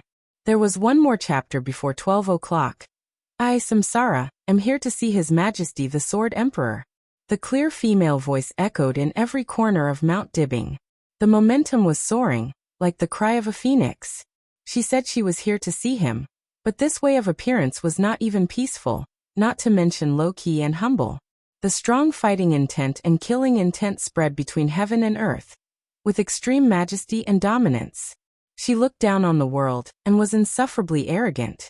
This was the most direct provocation to the entire Wang family of Beihai. For hundreds of years, generation after generation of experts in the dark world came out and shone in the world. But without the permission of the Wang family of Beihai, no one dared to climb Mount Dibing. This was the peak of martial arts in the entire dark world. It was supreme, and at least there were people who could be on par with it. An invincible realm expert broke into Mount Dibing, which meant a full-scale war with the Wang family of Beihai. It meant that he had to directly face the human emperor, who ranked first among the 12 murderous weapons in the dark world. It meant that he had to face numerous experts in the Wang family of Beihai. There were constant conflicts among the superpowers in the dark world. They could use the most violent way to start a full-scale war. This was the result that no one wanted to see. Wang Tianzong's eyes narrowed slightly, but his expression was still calm. He stepped up the mountain at a steady pace, but his indifferent and cold voice instantly spread throughout Mount Dibing. Samsara Highness has just killed Night Spirit. And you can't wait to show your power to the Wang family of Beihai? Isn't it too hasty? Who is Samsara Highness? Fengting walked beside Wang Tianzong, his expression unchanged, but he asked casually with some surprise. Wang Shengxiao was even more surprised. He couldn't help but ask, "Uncle Fengting, you don't know Samsara Palace? What does it have to do with me?" Fengting looked puzzled. "She didn't provoke me. Why should I know?" He paused and smiled, looking a little proud. "I haven't heard of her, but she hasn't heard of me either. That's even." Wang Shengxiao's mouth twitched. It sounded like an ordinary person in Zhongzhou State telling him, "Hey, I don't know the president of Zhongzhou State, but the president doesn't know me either. That's even." The artistic conception was really similar. Wang Shengxiao subconsciously glanced at his father, only to see that Wang Tianzong was still climbing up the mountain slowly. He didn't speed up or slow down, but his breath was getting calmer and calmer, which was unpredictable. Wang Shengxiao shook his head gently. The Samsara Palace, which had just destroyed Night Spirit, would undoubtedly become one of the new superpowers in the dark world. However, the master of Samsara Palace directly went to Mount Dibing. If today's battle was destined, How long could the Samsara Palace exist? Was it just a flash in the pan? She's so domineering even when asking for help. This woman is interesting. Wang Tianzong suddenly spoke in a calm tone. At the top of Mount Dibing, there was no need for Wang Tianzong to open his mouth. The moment the clear and melodious voice sounded, the experts of the Wang family of Beihai had already reacted immediately. A thunder-shocking realm expert led the team. Fire-flaming realm and ice-condensing realm experts rushed to the place where the sound came from. In the shortest time, the entire Mount Dibing seemed to be moving. There were people everywhere, fast, steady, orderly, without the slightest panic. On the top of the Emperor Weapon, there were vast palaces, solemn and simple, and flowers bloomed like a sea. A figure wrapped in a black cloak stood quietly on the Sword Emperor Palace, where Wang Tianzong usually lived, motionless. The cold wind whistled past her, but her clothes were in a completely strange state of stillness. Looking at more and more figures converging on her, her momentum soared, as if to break through the sky. Saint of the Samsara Palace requests to see His Majesty the Sword Emperor. The crowd on the top of the mountain was like a tide, and it was getting closer. A gentle and slow voice, carrying with it a sharp and majestic sword intent, suddenly exploded above a palace in the northwest. Along with this voice resounding out, numerous other voices followed closely behind. They were clear, calm, and revealed a form of pride and firmness that disregarded everything. Military Counselor of the Samsara Palace requests to see His Majesty the Sword Emperor. The calm voice rang through the southeast area of Mount Dibing, calm and steady. General of the Samsara Palace requests to see His Majesty the Sword Emperor. The southwest was covered by a deep voice, like muffled thunder. Duke of the Samsara Palace requests to see His Majesty the Sword Emperor. An elegant and weird voice in the northeast chuckled like the wind. Azura of the Samsara Palace requests to see His Majesty the Sword Emperor. In the east, a momentum full of destructive aura suddenly rose. Horsewoman of the Samsara Palace requests to see His Majesty the Sword Emperor. In the west, there was a solemn and dignified female voice. Azure Dragon of the Samsara Palace requests to see His Majesty the Sword Emperor. In the south, lightning flashed. The light was bright, and the thunder rumbled. Swordsman of the Samsara Palace requests to see His Majesty the Sword Emperor. In the north, the sword light was sharp, and the sound was like a sword. In 8 directions, 8 figures covered in black cloaks appeared almost at the same time. It was a spectacular scene. The elites of the Wang family of Beihai all stopped where they were. Instead of panicking, they became more and more eager to fight. There was still a voice whistling above, proud and firm. Flaming Fire of the Samsara Palace requests to see His Majesty the Sword Emperor. Ghost of the Samsara Palace requests to see His Majesty the Sword Emperor. Shadowless of the Samsara Palace requests to see His Majesty the Sword Emperor. Doctor of the Samsara Palace requests to see His Majesty the Sword Emperor. Finally, 4 figures appeared in the Sword Emperor Palace at the same time, standing motionless beside the Master of Samsara Palace. At this moment, even the strong-willed elites of the Wang family of Beihai couldn't help showing a strange expression. Saint Military Counselor, General, Duke, Azura, Horsewoman, Azure Dragon, Swordsman, Flaming Fire, Ghost, Shadowless, and Doctor. Someone was famous in the dark world. Someone was mysterious in the dark world. The 12 figures in front of them had an unusually loud name in the entire dark world. The 12 Super Masters of the Samsara Palace. The Samsara Palace had just destroyed Night Spirit. Led by their most mysterious palace master, the 12 Super Masters went straight to Mount Dibing. What were they going to do? In the crowd, several experts of the thunder-shocking realm from the Wang family of Beihai narrowed their eyes and remained silent. The Samsara Palace destroyed Night Spirit. The dark world was turbulent, and all the superpowers were destined to set off a storm. Would the source of this storm be the Samsara Palace and the Wang family of Beihai? What's the matter? Wang Tianzong's voice sounded again. With his voice, he appeared directly in front of the Master of Samsara Palace from the mountain road. Above the Sword Emperor Palace, he stood in the air at the highest place, looking at the Master of Samsara Palace and asking seriously. In the dark world, strength was supreme, and the strong were respected. For hundreds of years, The reason why the Wang family of Beihai was feared and respected was that they had enough strength. The master of Samsara Palace could withstand the full blow of Blue Sky Underworld and kill Tian Xian, who ranked 10th on the World Divine List. Now she led the 12 super masters straight to Mount Dibing. Whether they were enemies or friends, Wang Tianzong couldn't neglect her strength and courage. I want to borrow something from your majesty, the master of Samsara Palace said calmly. She was very tall, at least 1.8 meters. She was a little fat, but it was not obvious in the cloak. Instead, she looked extremely tall and plump. She raised her head and looked at Wang Tianzong, who was hanging above. She didn't want to be serious with him when she needed his help. It was the most appropriate way to borrow something from a top wealthy family, like the Wang family of Beihai, and keep a low profile after showing her strength. Oh, what is it? Wang Tianzong looked at the black cloak in front of him and asked calmly. The voice of the master of Samsara Palace was very mellow and natural, which many foreigners couldn't imitate. If you listened carefully, you could feel the difference. For example, among the 12 supermasters of Samsara, Duke and Horsewoman were Europeans, Azura and General were Americans, Flaming Fire and Swordsman were East Islanders, and Shadowless was born in Snow Country. No matter how fluent they were in Chinese, they would always have a trace of foreign accent. Wang Tianzong looked calm, but his eyes were thoughtful. Could it be that the mysterious master of Samsara Palace, who no one had ever seen before, was from Zhongzhou State? I want to borrow medicine. The master of Samsara Palace said calmly. I have a sister. Her favorite man is in trouble, and only the Wang family of Beihai can save him. I want to borrow an immortal series from the Wang family of Beihai. Please help me, your majesty. Borrow an immortal series. Not just a bottle of immortal series. There were 4 kinds of medicine in the immortal series.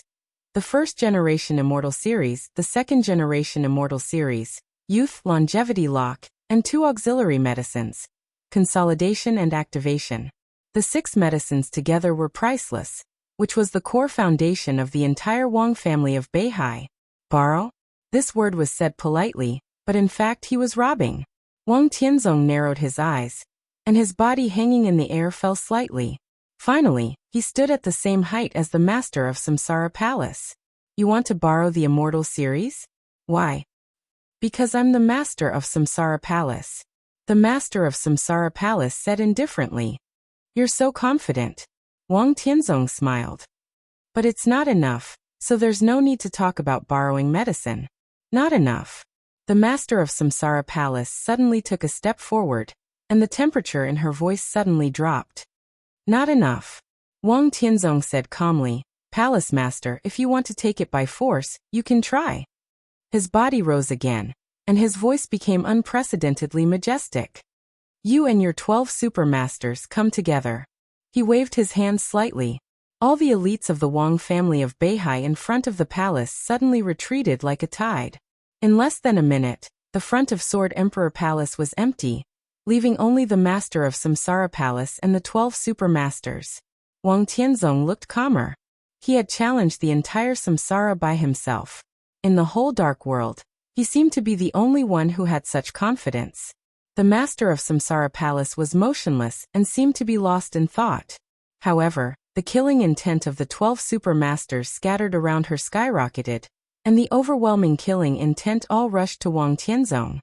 You're forcing me, the master of Samsara Palace finally said. No one can despise Samsara, not even you. Wang Tianzong's eyes gradually became cold, and he said nothing. The clothes of the master of Samsara Palace, which were strangely still in the wind, suddenly began to flutter violently. Her body slowly rose above Sword Emperor Palace, and finally reached the same level as Wang Tianzong. On Mount Dibing, all the fierce fighting intent and killing intent suddenly disappeared. The master of Samsara Palace's body floated in the air, standing in front of Wang Tianzong, and instantly became extremely empty. She reached out to Wang Tianzong and said calmly and forcefully, "Give it to me." No. Wang Tianzong's tone was cold. The master of Samsara Palace quietly floated in the air, keeping the posture of reaching out silent. At this moment, the sea of flowers and the palace on Mount Dibing seemed to disappear completely. The mountain was getting farther and farther away. The sea was getting farther and farther away. The master of Samsara Palace was motionless, but in an instant, everyone felt that the two of them seemed to be separated by mountains and rivers. She gently took a step back. The clothes of her slightly plump figure fluttered, and there was a kind of breathtaking feeling. 10 meters away, Wang Tianzong's pupils suddenly contracted. Only one step. In front of him, the master of Samsara Palace just took a step back, but in his mind, she seemed to have retreated thousands of miles, to the ends of the earth, to the outside of the world. Side by side with heaven and earth. Coexisting with the world. Wang Tianzong's eyes lit up, which had never been seen before. In my life, I don't want much, and there are not many things I care about. The voice of the master of Samsara Palace drifted, as if it came from the sky. But as long as I want it, I must get it. The Sword Emperor can't stop me, and the number 1 on the divine list can't stop me. Wang Tianzong's eyes focused and he didn't speak. Only the voice of the master of Samsara Palace echoed between heaven and earth. I don't care about the future of Samsara, and I don't care about the life and death of the 12 super masters. Wang Tianzong, I'll say it again. I want the whole immortal series. Will you give it to me? No. Wang Tianzong's voice filled the world. The master of Samsara Palace chuckled, and her voice was as clear as a silver bell. I don't have the title of the Sword Emperor, and I don't have the glory of the first on the divine list. I also admit that I'm no match for you. She stood in front of Wang Tianzong, and her outstretched palms closed slightly. Crack! The clear cracking sound echoed in every corner of Mount Dibbing. On Mount Dibbing, all the air began to twist in a state that no one had ever heard of. The cracking sound became more and more intense. The voice of the master of Samsara Palace was calm, and there was no fluctuation. But I have a sword. She looked at Wang Tianzong seriously. With one sword, I will die, and you will be seriously injured. Under the slaughter of the 12 super masters, how many people in the entire Wang family of Beihai and the entire Mount Dibbing will be left? The Wang family of Beihai will be destroyed. After you recover, you will be invincible in the world. So what? No matter how you retaliate, it's none of my business. Wang Tianzong, I'm different from you. I'm a madman. I can ignore the consequences, but can you afford to gamble? She closed her palms completely. The air was extremely compressed, and a slender long sword was completely formed in her hands. All the air nearby was still constantly twisting into a mass, and it was chaotic. Under the scorching sun, the light was still bright, but in the twisted air, everyone's eyes were blurred. The master of Samsara Palace held the sword hilt tightly. There was no sword energy in the air, and her whole person seemed to be illusory. In a trance, she seemed to become another person. In Wang Tianzong's sight, everything was changing. The figure of the master of Samsara Palace had disappeared, and a figure in white appeared in front of him in the constantly compressed air. He held a sword in one hand, and he was in high spirits. He moved forward in heaven and earth, waved his sword and killed the enemy. From the thunder-shocking realm to the invincible realm, he swept everything away. It was a kind of invincible aura. He was bloodthirsty, calm, and crazy. No one could stand in front of him. All the living beings in the mortal world, the gods and demons in the sky, disappeared under his sword. Sand, desert, deep sea, city, wind, and rain. He moved forward all the way, and the sword intent became thicker and thicker. Countless enemies fell in front of him. All the pictures became pale, fixed, and finally disappeared. It seemed to be a heavy snow. Wang Tianzong closed his eyes and opened them again. The figure in white had already disappeared.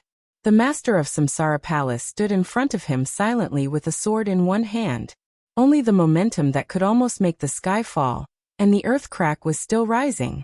At the same time, on the mountainside, Fengting, who had been climbing the mountain slowly with Wang Shengxiao, was shocked and looked up in surprise. Wang Shengxiao, who was confused, just wanted to speak, but his arm suddenly shook. He lowered his head slightly. In his sight, the suitcase brought by Uncle Fengting was shaking violently. There seemed to be a living thing in the suitcase, struggling to get out.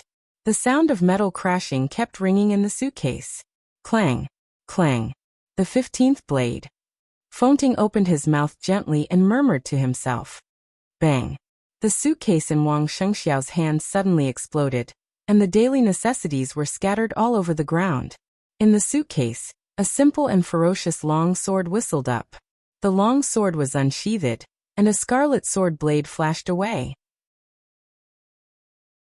The sword intent all over the sky was released, and it echoed with the sword light at the top of the mountain. I owe the Li family a sword stroke in the past. Is it finally time to pay it back? Fengting grabbed the sword blade. The long sword kept shaking in his hand, but it could not leave his control and fly to the top of the mountain.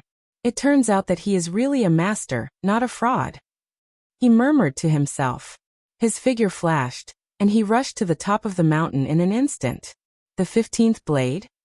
In front of the Sword Emperor Palace, Wang Tianzong looked at the master of Samsara Palace in front of him and said softly, "The 24 moves of sword of the war god family of Zhongzhou State shocked the dark world, and several moves belonging to the invincible manual were said to be invincible in the world.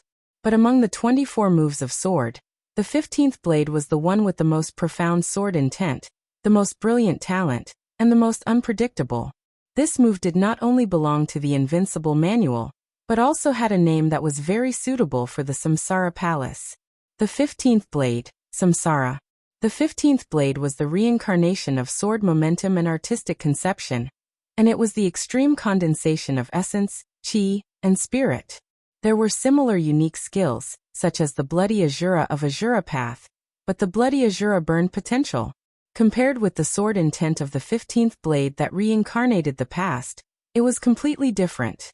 Wang Tianzong had seen Li Kuangtu use the 15th blade. He borrowed Li Honghe's sword intent, and once killed an expert at the peak of the Thundershocking Realm when he just entered the Thundershocking Realm.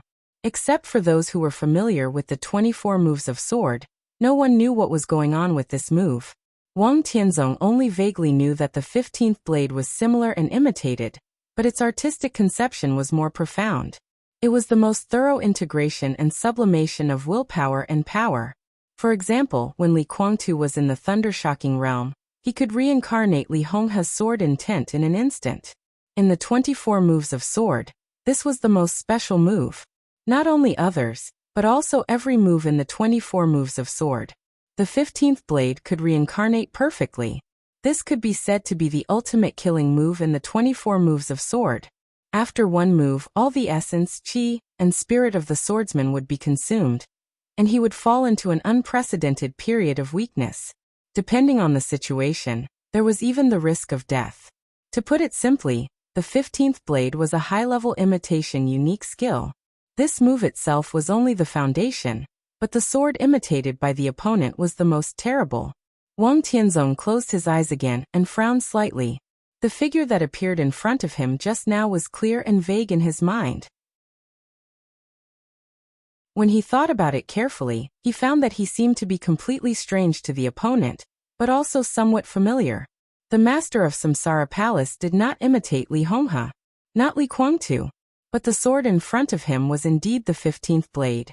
Whose sword intent did she imitate? Is it worth it to fight with me desperately for a sister? Wang Tianzong opened his eyes and said in a cold tone, "I used to care about the most, but I destroyed her with my own hands. Now I only have her. Do you think it's worth it?" The master of Samsara Palace's tone became calmer. The long sword in her hand was slightly raised. Crack! The Sword Emperor Palace under her instantly shattered into pieces in the violent distortion of the air. "Stop!" A hasty shout suddenly rang out. Fengting held the long sword in his hand and instantly rushed through the distorted air, appearing directly between Wang Tianzong and the master of Samsara Palace. With his back to Wang Tianzong, he looked at the master of Samsara Palace and said with a bitter smile, "Don't get excited. It's just a small thing. Do you need to fight to the death?" The master of Samsara Palace did not move her sword. The cloak covered all her expressions, so no one could see her expression. Fengting took a deep breath and looked at the strange, chubby, tall woman in front of him. He tentatively said, "You are."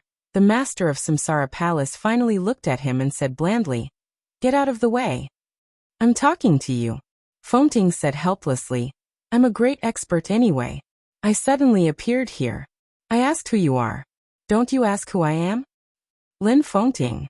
After the ancestors of Zhuanyuantai of Kunlun, your ancestors founded Zhuanyuantai of Kunlun, and then lived in seclusion in Switzerland. They stood aloof from worldly affairs and handed Zhuanyuantai over to their disciple, the Li family. What's there to ask? The master of Samsara Palace's tone was indifferent. Lin Fengting's body trembled slightly. Even Wang Tianzong's face changed slightly. How do you know? Lin Fengting asked subconsciously. It doesn't matter. The master of Samsara Palace said calmly.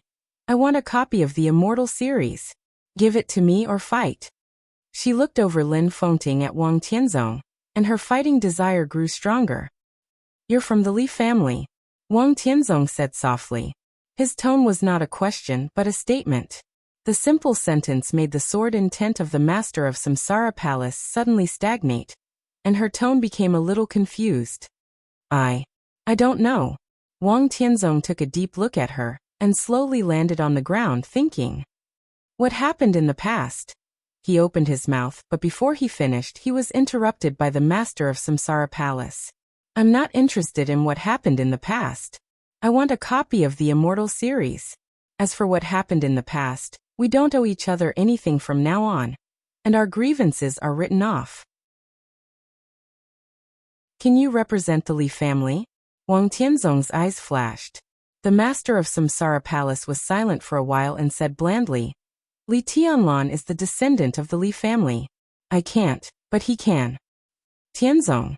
Lin Fengting landed beside Wang Tianzong and said calmly and seriously, I know I don't have enough face, but if possible, give it to her. How about I come to the Wang family of Beihai as a guest next year? Come next year.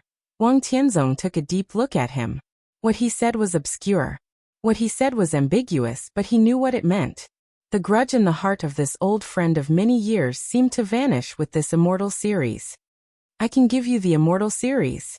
Wang Tianzong took a deep breath and said, but today you broke into my Mount Dibbing, and I have to ask for an explanation. The sword intent was mighty in the violently twisted air. On Wang Tianzong's palm, a delicate long sword with infinite sword energy was slowly formed. The master of Samsara Palace trembled slightly, and all the twisted air around her was slowing down.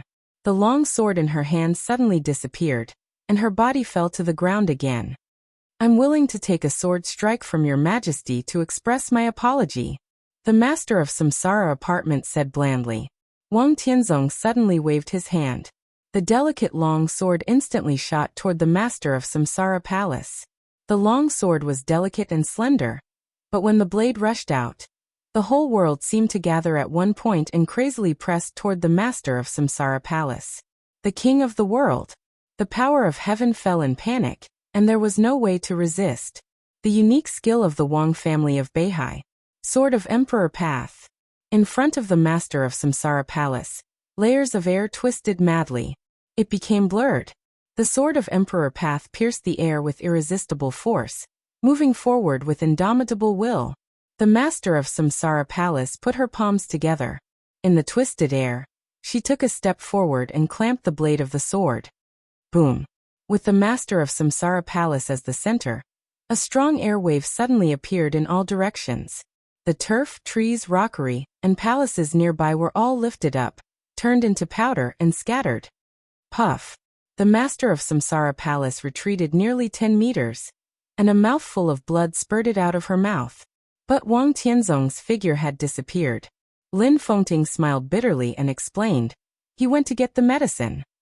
The master of Samsara Palace replied in an indifferent tone. Lin Fengting became more and more curious. He narrowed his eyes slightly and looked at the master of Samsara Palace, who was wiping the blood from the corners of her mouth. He said in a strange tone, Who the hell are you? The master of Samsara Palace stopped wiping the blood and said calmly, My surname used to be Gu. It was published a little late. The chapter with more than 6,000 words was supposed to be divided into 2 chapters, but he gave up after thinking about it.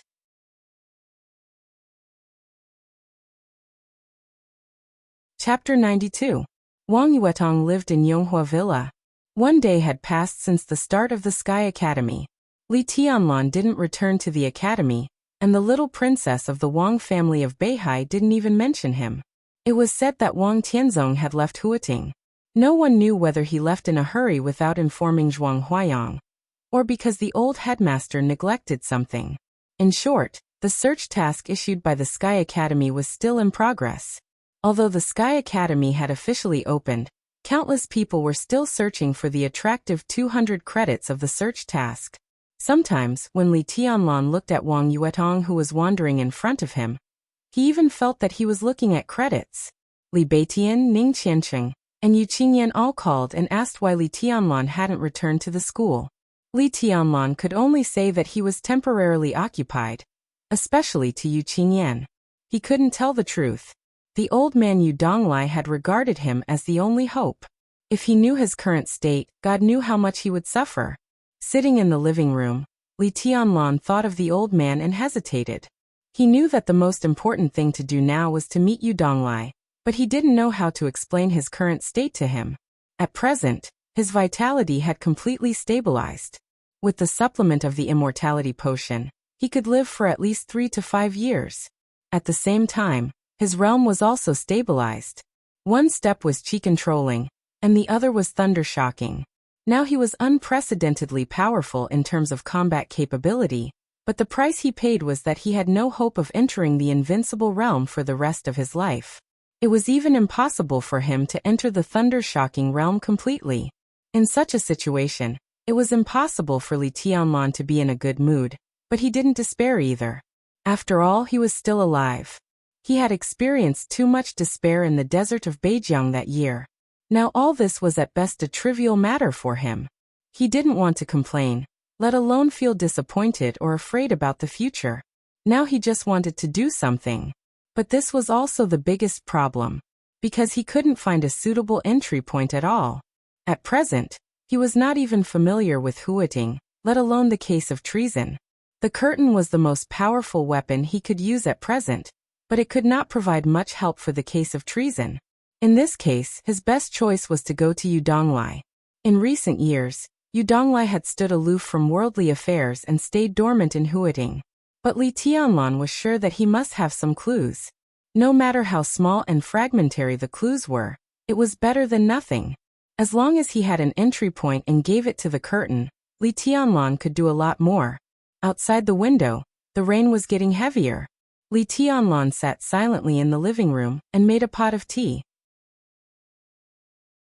The rain continued for 2 consecutive days, turning from moderate rain to heavy rain, making the whole city noisy. Sitting in the villa and looking out of the window, the whole Huating seemed to be far away from the bustling city, leaving only desolation. A thin coat was put on Li Tianlan from behind. Wang Yuetong's sweet voice sounded behind him. "Senior brother, aren't you cold? You can't catch a cold in your current condition." Wang Yuetong, who had just taken a bath, sat beside Li Tianlan with the newborn golden retriever in her arms. She chuckled and said, "Do you want to watch TV?" Smelling the fresh and fragrant smell around him, Li Tianlan smiled and said, "Whatever. When are you going back to the Sky Academy?" "Whatever." Wang Yuetong flipped her long hair, which was still a little wet. She held the dog in one hand, stretched out her snow-white and tender little foot, pressed the remote control, and said casually, "I'll go whenever you go. Didn't the academy give me a task? I've been living in seclusion recently. I'll wait for you to take me to the Sky Academy to get my credits." "I'm afraid the task will be cancelled in a few days." Li Tianlan smiled helplessly. "In my current condition, going to the Sky Academy is a complete waste of time. Fortunately, although my vitality has been consumed a lot, my combat strength has increased a lot. Recently, I plan to do something and have no time to accompany you. How about you go to the Sky Academy first? Otherwise, when the headmaster cancels the task, credits will be deducted. Do you want to wait to be expelled?" The internal management of the Sky Academy was strict and loose. There was a saying that credits trumped everything. In theory, as long as one had enough credits, it didn't matter how long one was absent. 1 credit would be deducted for each day of absence. When the credit was deducted to a negative number, the teaching office of the academy would contact the student to confirm the student's status. Under such circumstances, If the student still refused to go back to the academy, the teaching office would hand over the student's information to the political department. The political department would discuss whether to delete the student's file. If the answer after the discussion was yes, the political department would issue a notice to completely remove the student from the Sky Academy. If the answer after the discussion was no, the political department would send the student's information back to the teaching office, which would come up with a punishment decision to see the follow-up effect. Because of the entrance maneuver, Li Tianlan had 50 credits. Wang Yuetong originally had 80 credits, but she used 60 credits to exchange a bottle of healing potion for Li Tianlan. Now she only had 20 credits left. If Wang Yuetong didn't go to class and the academy's task was cancelled, her information would be sent to the political department 20 days later. It doesn't matter. I'll call Uncle Yi later. I won't be expelled. At most, I'll have to bear a few punishments. I can make up for it with credits later. Wang Yuetong casually changed the channel with the remote control. Her big eyes blinked and her long eyelashes trembled slightly, making people want to pounce on her and kiss her. Uncle Yi? Li Tianlan was stunned. Yi Fengcheng, the director of the political department of the Sky Academy, and a good friend of my second uncle. Wang Yuetong sat cross-legged on the sofa and chuckled. Her body was soft, and it seemed that she wanted to lean into Li Tianlan's arms. The little golden retriever in her arms jumped onto Li Tianlan's arm first, and gently licked the back of Li Tianlan's hand. It was a little itchy. Li Tianlan nodded with the dog in his arms, and then shook his head. Anyway, let's go back quickly. He handed the dog in his hand to Wang Yuetong, stood up and said, I'm going out. He still decided to see you Donglai. Otherwise, there was no point in staying here every day. With his current strength, he could defeat almost all the freshmen and seniors, and even most of the teachers and directors when he returned to the Sky Academy. Li Tianlan had no confidence at all to fight against tribulation. Not to mention confidence, Li Tianlan couldn't even escape if he really fought against him. Except for tribulation, he was also a little afraid to fight against Zhuang Huayang. But except for these two, he dared to fight against anyone. But obviously, it was not his goal to dominate the Sky Academy. From the moment his hair turned white, he didn't plan to go back to the Sky Academy. As for credits, it didn't matter at all if they were deducted. Then come back early. Wang Yuetong stood up with the dog in her arms and walked to Li Tianlan in slippers. It seemed that she wanted to see him out. Li Tianlan put on his clothes and went straight to the door with Wang Yuetong. The key was inserted into the lock and the sound of the door opening was heard. Li Tianlan's expression froze and then became ecstatic. He almost rushed to the door. Wang Yuetong was also stunned. Looking at Li Tianlan's excited back, she subconsciously held the golden retriever in her arms tightly, seeming a little nervous. Qin Weibai's figure appeared at the door. Looking at Li Tianlan, who rushed to her excitedly, she was stunned, and her cold eyes suddenly became soft. Have you eaten? She walked in with flaming fire, bent down at the porch to take off her high heels and said softly. The weather in Huating in May was not cold. It was rainy and cloudy, and it was just a little cool outside. But Qin Weibai was wearing a very thick coat, and her dreamy face was full of haggardness and exhaustion.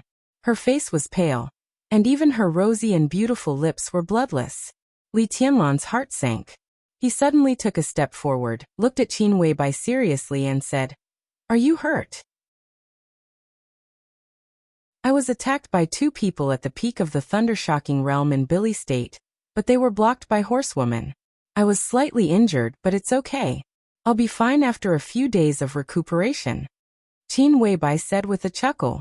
Her eyes, which had been a little dim, gradually brightened up when she saw Li Tianlan. She took off her coat and put on her slippers. She directly put her arms around Li Tianlan's neck and kissed him hard on the face. Then she smiled and said, I missed you so much. Li Tianlan put his arms around Qin Weibai's slender waist, and his heart gradually became calm. He whispered, It's okay, it's okay. Come, I've brought you something good. Your injuries will heal very quickly. Qin Weibai took Li Tianlan's hand, and her eyes were happy. My sister took a lot of effort to get it back. You must thank her someday. She took Li Tianlan's arm and walked to the sofa.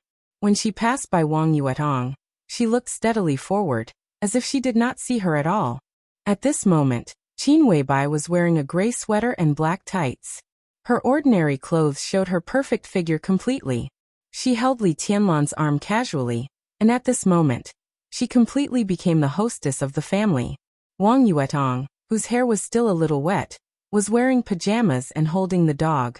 She looked lazy and beautiful, but in front of Qin Weibai, she did not have much confidence. It seemed that every time she appeared in front of her, Wang Yuetong felt that she was dwarfed. She bit her lip hard, walked to the other side of Li Tianlan with the dog in her arms, and sat down almost next to him on the sofa. Li Tianlan glanced at her, and his face seemed a little unnatural. Wang Yuetong's face also turned red. All of Qin Weibai's movements were natural, and even her sitting posture was very casual. But her performance was a little deliberate. Li Tianlan opened his mouth subconsciously and wanted to explain. But Qin Weibai seemed to see nothing and waved at Flaming Fire, who had just entered the door. Flaming Fire came over with a clear crystal box and put it on the tea table. The light in the living room was on, and the soft light fell on the crystal box. The light refracted out was colorful and had a very strange and dreamy feeling. Li Tianlan's eyes fell on the pattern in front of the box, and he slightly raised his eyebrows. The simple lines on the pattern were majestic and impressive. Li Tianlan had seen this pattern before. It was on the membership card that Wang Xiaorao handed him when he went to the garden party for the first time. The sky and the sea. This is something from my family. Wang Yuetong's small face changed slightly, and she said softly, "Yes." Qin Weibai glanced at her and nodded slightly. Suddenly, she said, "Did you give Tianlan the first generation of immortality potion?" Wang Yuetong glanced at her and nodded. "Thank you," Qin Weibai said with sincere and earnest eyes. Any expert in the dark world knew the status of the immortality potion in the Wang family of Beihai. For Li Tianlan, Wang Yuetong could do so much, so Qin Weibai was grateful to her. Wang Yuetong curled her rosy lips. Listening to Qin Weibai's sincere thanks, she subconsciously tightened her arms around the little golden retriever in her arms and felt wronged and wanted to cry. The golden retriever seemed to be in pain from being squeezed. It struggled and whimpered, climbed out of Wang Yuetong's arms, past Li Tianlan, and directly got into Qin Weibai's arms. "That's my dog." Wang Yuetong felt more wronged and wanted to cry. She couldn't compete with a man. But could even her pet not compete with her? "We are a family. Why should we separate ourselves?" Qin Weibai smiled casually, intentionally or unintentionally, with a meaningful meaning. Wang Yuetong suddenly blushed. Li Tianlan's heart trembled, and he didn't dare to say a word. Flaming Fire had opened the box in front of her and looked at the potions inside. She said calmly, "This is the Immortality series of the Wang family of Beihai. The whole set is here. It is still being activated. It will be finished in about 8 hours. By then your injury will be completely healed." Immortality. The whole set. Li Tianlan looked at the box, lost in thought. Immortality series? Wang Yuetong suddenly stood up and stared at Flaming Fire. She said in a cold tone, "Where is my dad? What did you do to him?" The Immortality series was the most precious treasure of the Wang family of Beihai. If the people of Samsara could get it, then her father. Wang Yuetong's heart trembled violently. Her Majesty Sword Emperor ranks first on the divine list. Who can do anything to her? This is a deal. My sister took a sword strike from her, and got this set of Immortality series at the cost of serious injury. Qin Weibai said calmly. As for whether she deliberately simplified the process, or it was just the version she heard from the master of Samsara Palace, no one knew. After a long silence, Li Tianlan looked at Qin Weibai and said seriously, "Thank the palace master for me." "What palace master? You have to call her sister in the future." Qin Weibai muttered with some dissatisfaction and sighed softly. "I wanted to stay and take care of my sister. When she recovered, I could ask Flaming Fire to give the Immortality series to you. But Marshal Dongqing and Headmaster Zhuang made an appointment with me, so I came back on the way. Tianlan, time is tight. I have to leave in a minute." Li Tianlan was stunned and couldn't come to his senses for a while. "My sister was seriously injured.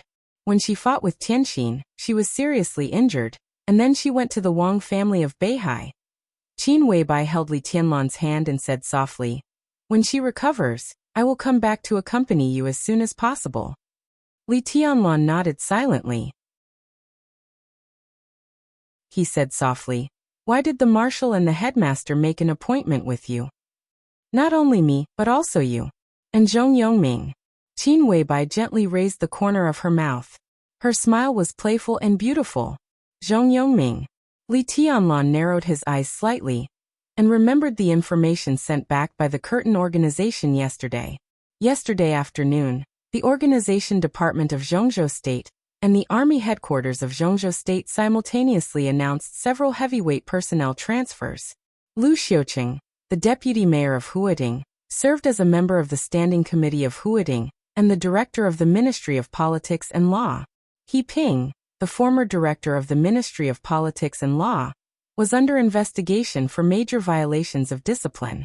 Bai Qingqian, the governor of Qinzhou Province, was transferred to Guangdong Province as the first secretary. Dong Qingqiuqi, the mayor of Wudong New Area, served as a member of the Standing Committee of Huading and secretary of Wudong New Area. Tan Qinghua was transferred to the Southern Theater of Operations of Zhongzhou State as the deputy commander. The former chief of staff of the Southern Theater of Operations, Yi Fenglin, was transferred to the Eastern Theater of Operations as the deputy commander. In less than a few days after Samsara destroyed Night Spirit, Zhongzhou State immediately reacted. What this meant was self-evident. The stability of Huating that Zhong Yongming had always emphasized did not come true after all. On the contrary, the commander of the Eastern Theater of Operations, Ning Ziyuan, mentioned strengthening the unity of the Eastern Theater of Operations. The high-level officials of Zhongzhou State gave clear support and attitude. As for what was happening in Zhongzhou State in private, it was beyond his reach for the time being. However, Dongqing Wudi and Zhuang Huayang made an appointment with Qin Weibai and Zhong Yongming. The fact that the other party had accepted the invitation was enough to explain the situation. Dongqing Wudi and Zhuang Huayang.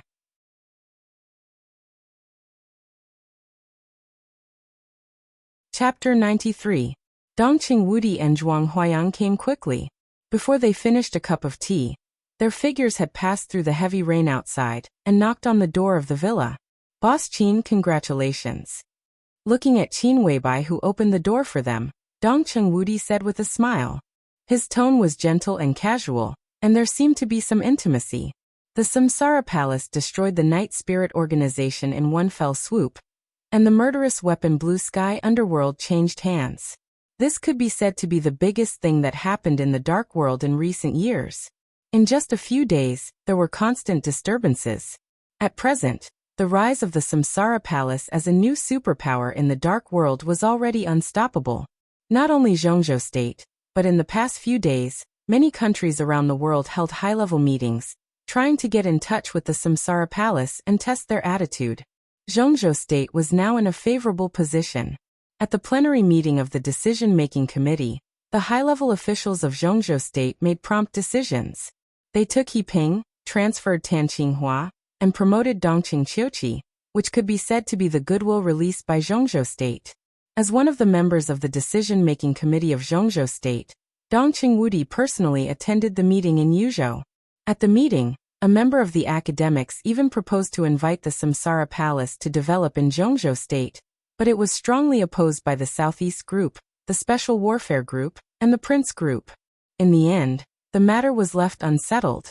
But this could also be seen as a tentative move by the academics. Now it was opposed, which could only mean that the time was not ripe enough. When this topic was mentioned next time, it was estimated that the academics' directors would come forward. At that time, it might become a contest between the six. From the standpoint of the Dongqing clan, there was no way for them to stay out of it. So now looking at Qin Weibai again, Dongqing Wudi could not simply regard her as someone who competed with his daughter for her fiancé. Comrade. One of our own?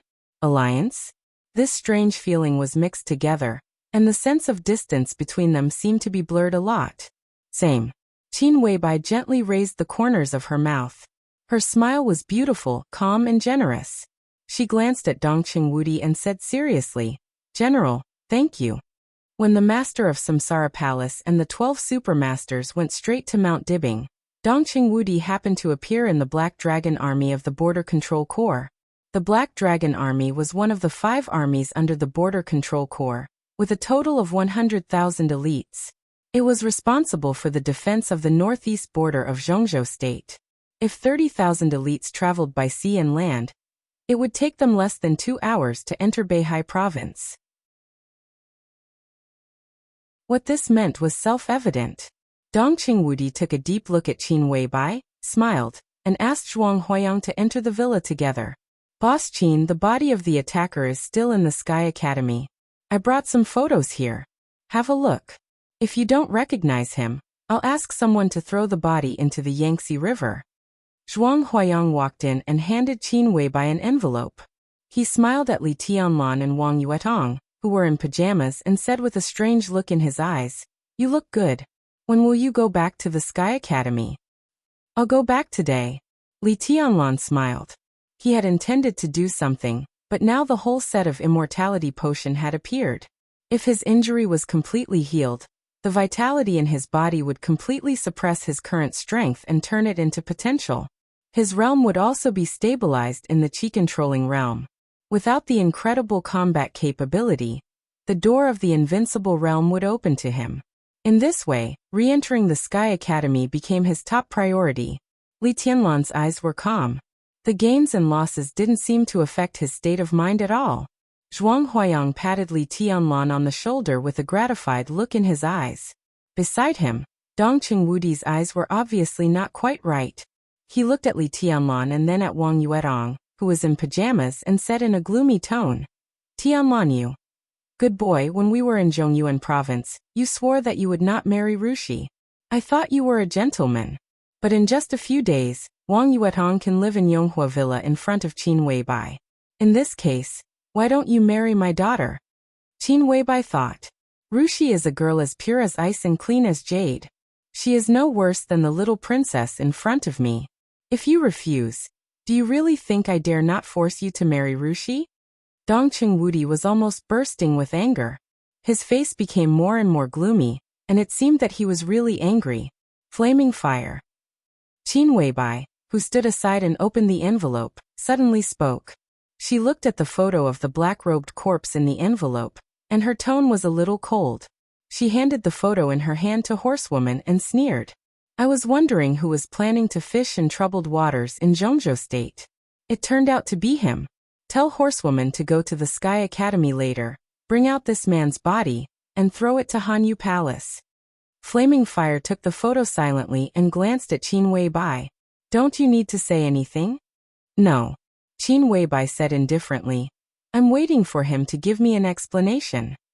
Flaming Fire nodded and began to make a phone call. Zhuang Huayang turned his head in surprise and looked at Qin Weibai. "Boss Qin, does the attacker have anything to do with Hanyu Palace?" They were not close just now, so he only vaguely heard Hanyu Palace, but he did not hear the specific details. In fact, the academics had also secretly investigated the identity of the black-robed man, but they found nothing. If the other party really had something to do with Hanyu Palace, then they had to be cautious. In Huiting, Hanyu Palace was just a club, but the power behind this so-called club had been extremely vigilant for hundreds of years. Qin Weibai shook her head slightly and did not say much. Instead, she looked at Dongqing Wudi, whose face was a little gloomy, and asked curiously, "General, what's going on?" Li Tianlan looked embarrassed and did not know how to explain at all. He had kissed and hugged the beautiful little princess of the Wang family of Beihai. He could not tell Dongqing Wudi that she had nothing to do with him, but he always felt awkward to admit that they had something to do with each other. He did not know what to say, but Qin Weibai came over again. Li Tianlan suddenly felt even more annoyed. Dongqing Wudi suppressed his anger, glared at Li Tianlan, and said hesitantly, "Boss Qin, little Princess Yuetong." "Yes, she's my sister." Qin Weibai's tone was light, with an indescribable grace. Wang Yuetong blushed. Wang Yuetong blushed. She saw Qin Weibai's eyes sweep over her. Qin Weibai's eyes were not so stern, but there was an inexplicable pressure in them. She bit her lip and called her sister in a low voice. Her face became even redder. But strangely, when she called her sister, she did not feel that she had to swallow her anger. Instead, she felt that it was natural. Qin Weibai nodded and looked at Dongqing Wudi again. Dongqing Wudi and Zhuang Huayang smiled bitterly at the same time. Sister? What the hell was going on?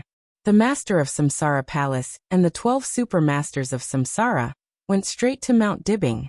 13 of them went up the mountain, and 13 went down the mountain. Although they did not fight, Wang Tianzong's Sword Emperor Palace was torn to pieces by the sword intent, and the whole mountain top was also damaged to different degrees. Although the two sides did not fall out in the end, in many people's eyes, the grudge was formed. But now the little princess of the Wang family of Beihai suddenly became the sister of the spokesperson of Samsara Palace. Dongqing Wudi's mind was in a mess. The situation between men and women, especially men and women who were different from ordinary people, was almost more chaotic than the general trend of Zhongzhou state. He took out a cigarette, lit it, and took a deep breath. Without thinking, he asked instinctively, "What about Rushi? If she wants, she's also a sister." Qin Weibai said calmly. Li Tianlan only felt a tingling in his scalp. Looking at Qin Weibai, who was more and more graceful and magnanimous, his mood was complicated. He wanted to press her on the bed and spank her. Dongqing Wudi was even more depressed. As soon as he said that, he felt that he was discussing taking a concubine with Li Tianlan's legal wife. This matter didn't even need Li Tianlan's consent. The legal wife was in charge of the backyard. Dongqing Wudi smoked in silence and did not respond. His precious daughter was going to be Li Tianlan's concubine? He, the god of massacre of Zhongzhou state, really could not think of this in a short time. Is it time? Let's go. Qin Weibai looked down at the watch on her wrist and looked at Li Tianlan. There was a soft smile in her bright eyes. She suddenly remembered a pair of Vacheron Constantin watches that she had ordered a few days ago. They were lovers' watches. It seemed that her and Li Tianlan's names could be engraved on the hands of each watch. The faces of the watches were also engraved with blessings written in ancient Greek. A director of Richemont Group, the manufacturer of Vacheron Constantin, personally urged the designer to design the renderings. Qin Weibai was satisfied, but her only regret was that she had to wait a year to wear the couple's watches with Li Tianlan. This kind of thinking that belonged to a little woman, or even a little girl, might be a little naive.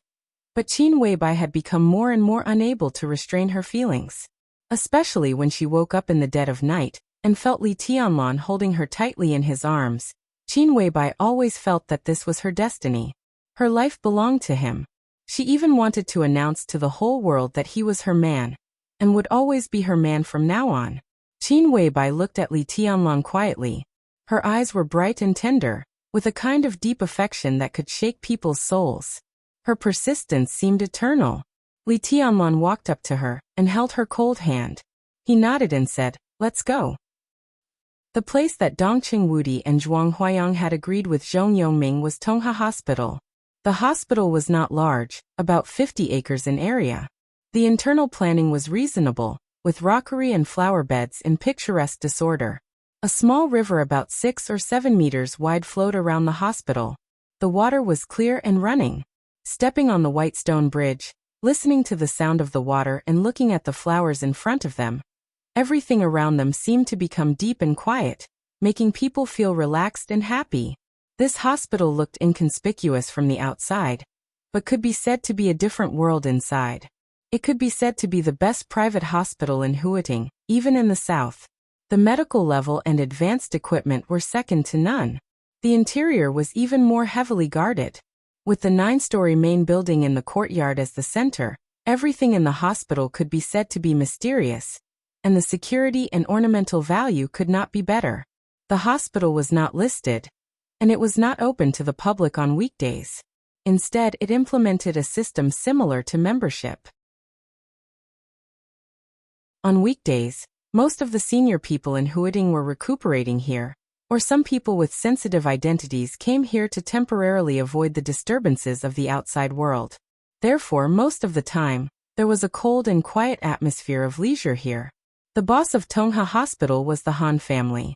As the top neutral wealthy family in Huading and the largest financial tycoon in Zhongzhou State, Han Donglu, the current patriarch of the Han family, treated all the people of the six equally. Therefore, if the people of the six were not feeling well, almost all of them would choose to come to Tongha Hospital. Zhong Yue, who was beaten into a vegetative state by Wang Xiaoyao a few months ago. Zhong Xiaofeng, who was disabled by Li Tianlan a few days ago. Now they were all receiving treatment in Tongha Hospital. Zhong Yongming knew why Dongqing Wudi and Zhuang Huayang invited Zhong Yongming. Now that Samsara had destroyed Night Spirit and was in the limelight, and Li Tianlan had a close relationship with Qin Weibai, the spokesperson of Samsara. This identity made Zhong Yongming have to bear it for the time being, no matter how much he hated Li Tianlan. But they asked to meet at this place. Obviously, even if they compromised, they had reservations. Zhong Yongming, as a member of the decision-making committee, was also the leader of Huating. He could be said to be one of the most powerful figures in the whole Zhongzhou state. Even if it was a temporary concession, it was a courteous advance and retreat, not a bottomless groveling. Tianlan, the headmaster, and I are now as lobbyists invited by Boss Qin. Do you understand what I mean? Walking into the hospital, Dongqing Wudi suddenly spoke with concern in his eyes. Li Tianlan nodded silently. For the sake of protecting his identity, neither Zhuang Huayang nor Dongqing Wudi was suitable to show too much concern for him. Zhuang Huayang glanced at him, sighed softly, and shook his head without saying much. In recent years, the academics had been cooperating with Samsara, and the cooperation was pleasant. Now, through the transfer of Dongqing Wudi's wife, by Qingqian, the academics announced an alliance with the Dongqing clan in a very high-profile manner. In this way, it seemed reasonable for Qin Weibai to invite Zhuang Huayang and Dongqing Wudi to be lobbyists for Li Tianlan, and no one would think of Li Tianlan. As for in Yonghua Villa, Dongqing Wudi's domineering appearance deterred the elites of the Eastern Theater of Operations, and Ning Qianqing was also a shield. At present, the most suspicious thing was that Dongqing Wudi took Li Tianlan back to Zhongyuan province. This was an unconcealable loophole. Presumably, many people were speculating about the relationship between Li Tianlan and the Dongqing clan.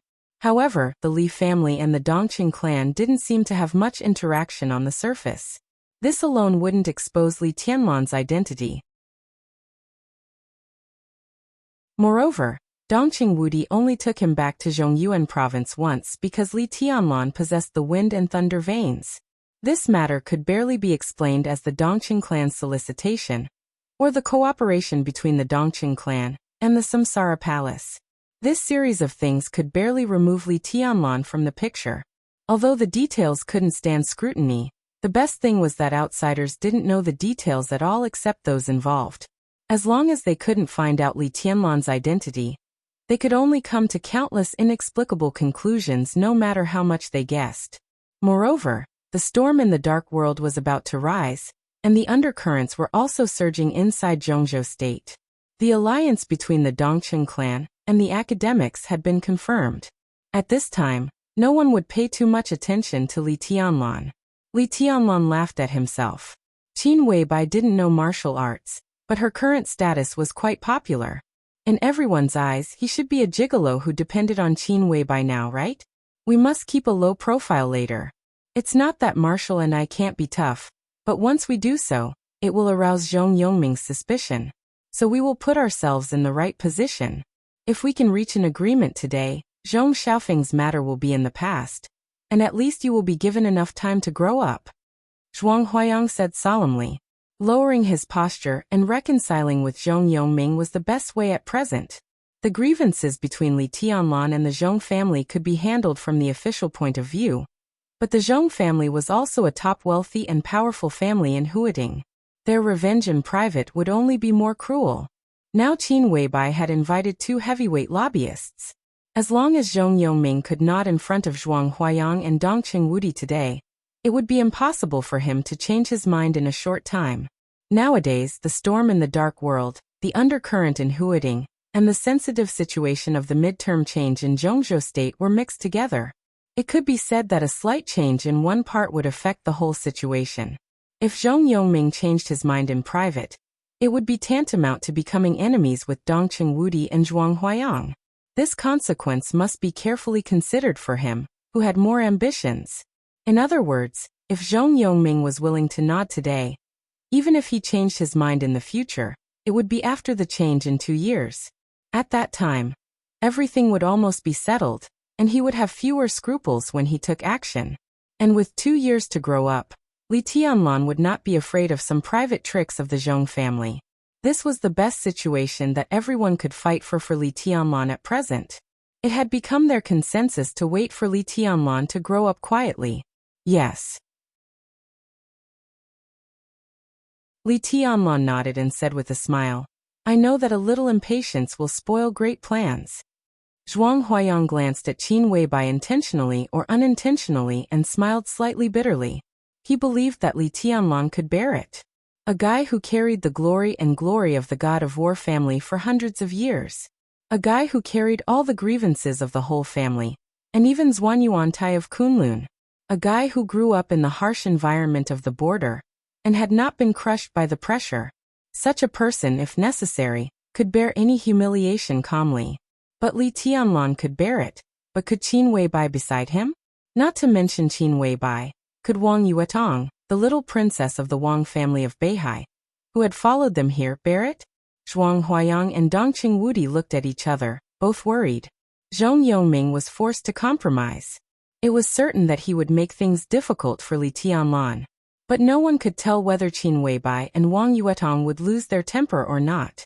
It was really hard to say what the result of this negotiation would be. The 5 people walked into the hall of the hospital in turn. In the hall, a young man in his 30s, who looked very gentle and quiet, came over and shook hands with Dongqing Wudi. He said with a lukewarm smile, Hello, General. I'm Secretary Zhong's secretary Xiaohe. Secretary Zhong asked me to take you up. Dongqing Wudi raised his eyebrows slightly, and he suddenly became fierce. Although he knew that this negotiation would be difficult, looking at the other party's appearance, Zhong Yongming could even be said to have no sincerity at all. Zhong Yongming was a member of the decision-making committee, and he was also a member of the decision-making committee. They were at the same level. Zhuang Huayang, a highly respected old principal, and Qin Weibai, who had a sensitive identity, only sent a secretary to greet them, and it was not an administrative secretary. Dongqing Wudi had never seen Xiaohe before. He thought that he was similar to a personal secretary. Such neglect could be said to be extremely rude. Dongqing Wudi glanced at Zhuang Huayang, whose face was also a little ugly. Let's go. Qin Weibai glanced at Xiaohe and said calmly. Xiaohe had been staring at Qin Weibai with amazement. As a result, Qin Weibai glanced at him. Her eyes, which were not cold, were as oppressive as a mountain. He suddenly sobered up, and cold sweat broke out on his forehead.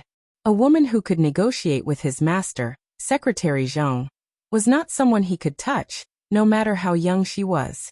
He smiled humbly, led the way into the elevator, and went straight to the VIP ward on the 6th floor. The decoration in the ward was luxurious and comfortable, and the light blue walls looked extremely warm. Xiaohe walked through the living room with the 5 people behind him. After entering the ward, he said respectfully, Secretary Zhong, the guests are here. Li Tianlan recognized the top leader of Huading at a glance. He had seen the news in Huading yesterday. Zhong Yongming was nearly 60 years old this year, but he looked less than 50 years old. His dyed black hair was neatly combed, and he had a square face. He was dressed in a suit and leather shoes, giving off a solemn and meticulous feeling. He was dignified and had a steady aura. Zhong Xiaofeng had woken up, but with all his bones broken, he was paralyzed on the bed like a puddle of mud. Except for his eyeballs, he had no moving organs at all. When Li Tianlan and the others walked in, Zhong Yongming was sitting silently on the bed, smoking. No one knew what he was thinking. Hearing Xiaohe's words, Zhong Yongming turned his head and glanced at them. His eyes fell on Li Tianlan almost immediately. Li Tianlan knew that Zhong Yongming did not know martial arts, but at this moment, he still felt a strong and irresistible pressure coming on his face, heavy and cold. That was the momentum brought by absolute power to Zhong Yongming, which made his every move and every look bring suffocating pressure. Li Tianlan narrowed his eyes and looked at Zhong Yongming quietly.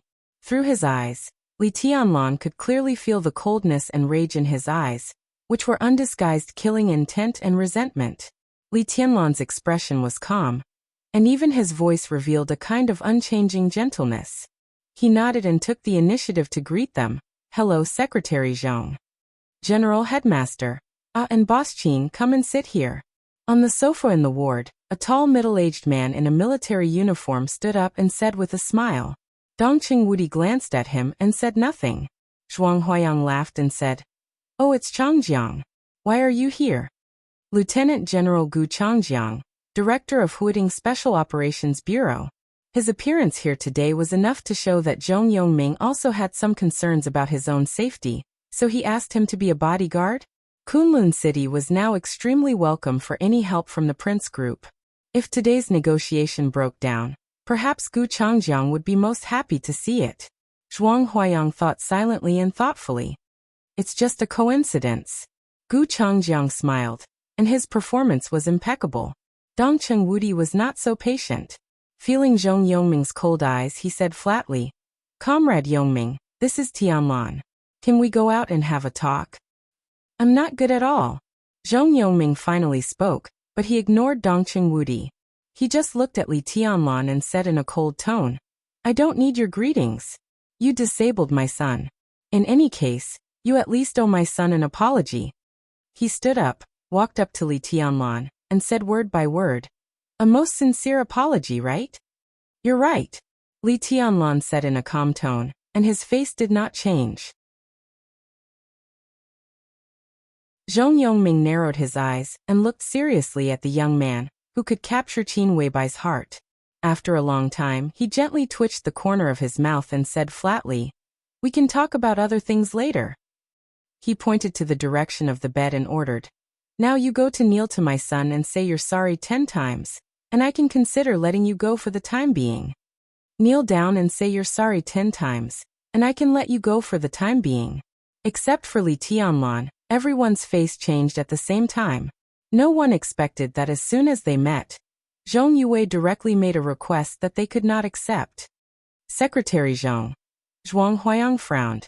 Zhong Yue waved his hand and directly interrupted Zhuang Huayang's words. He said calmly, "You can choose not to kneel.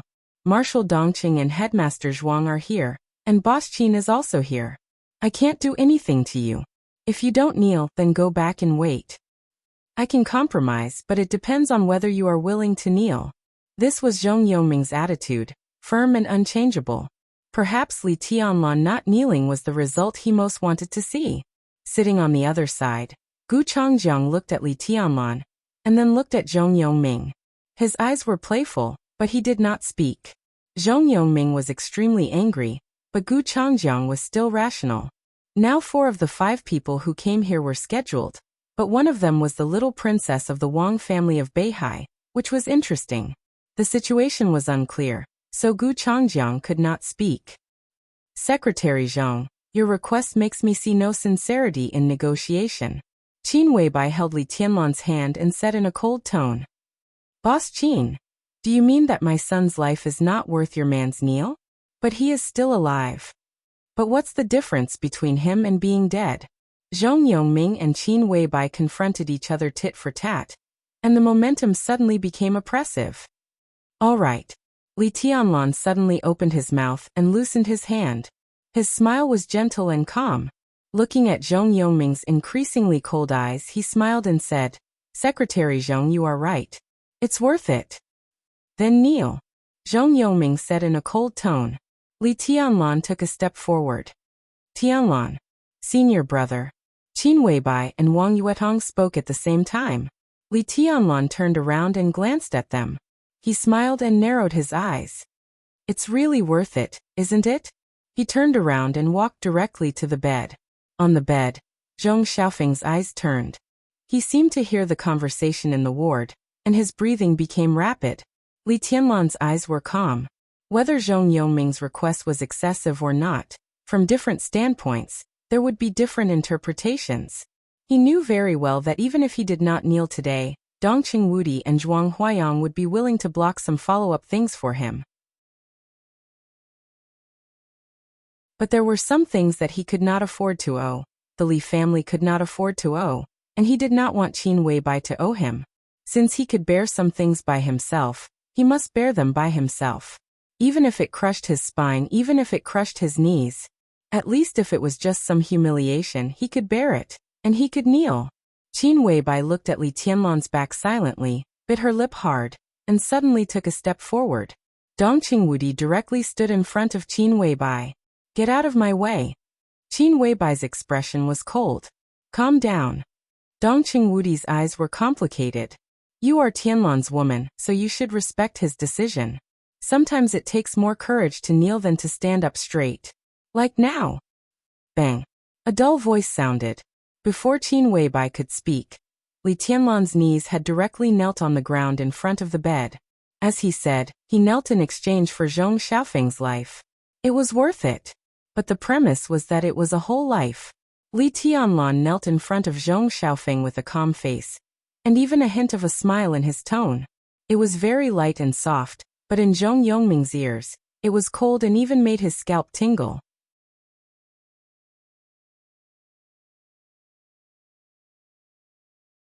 Chapter 94. It's a little late to post the 7,500 chapters.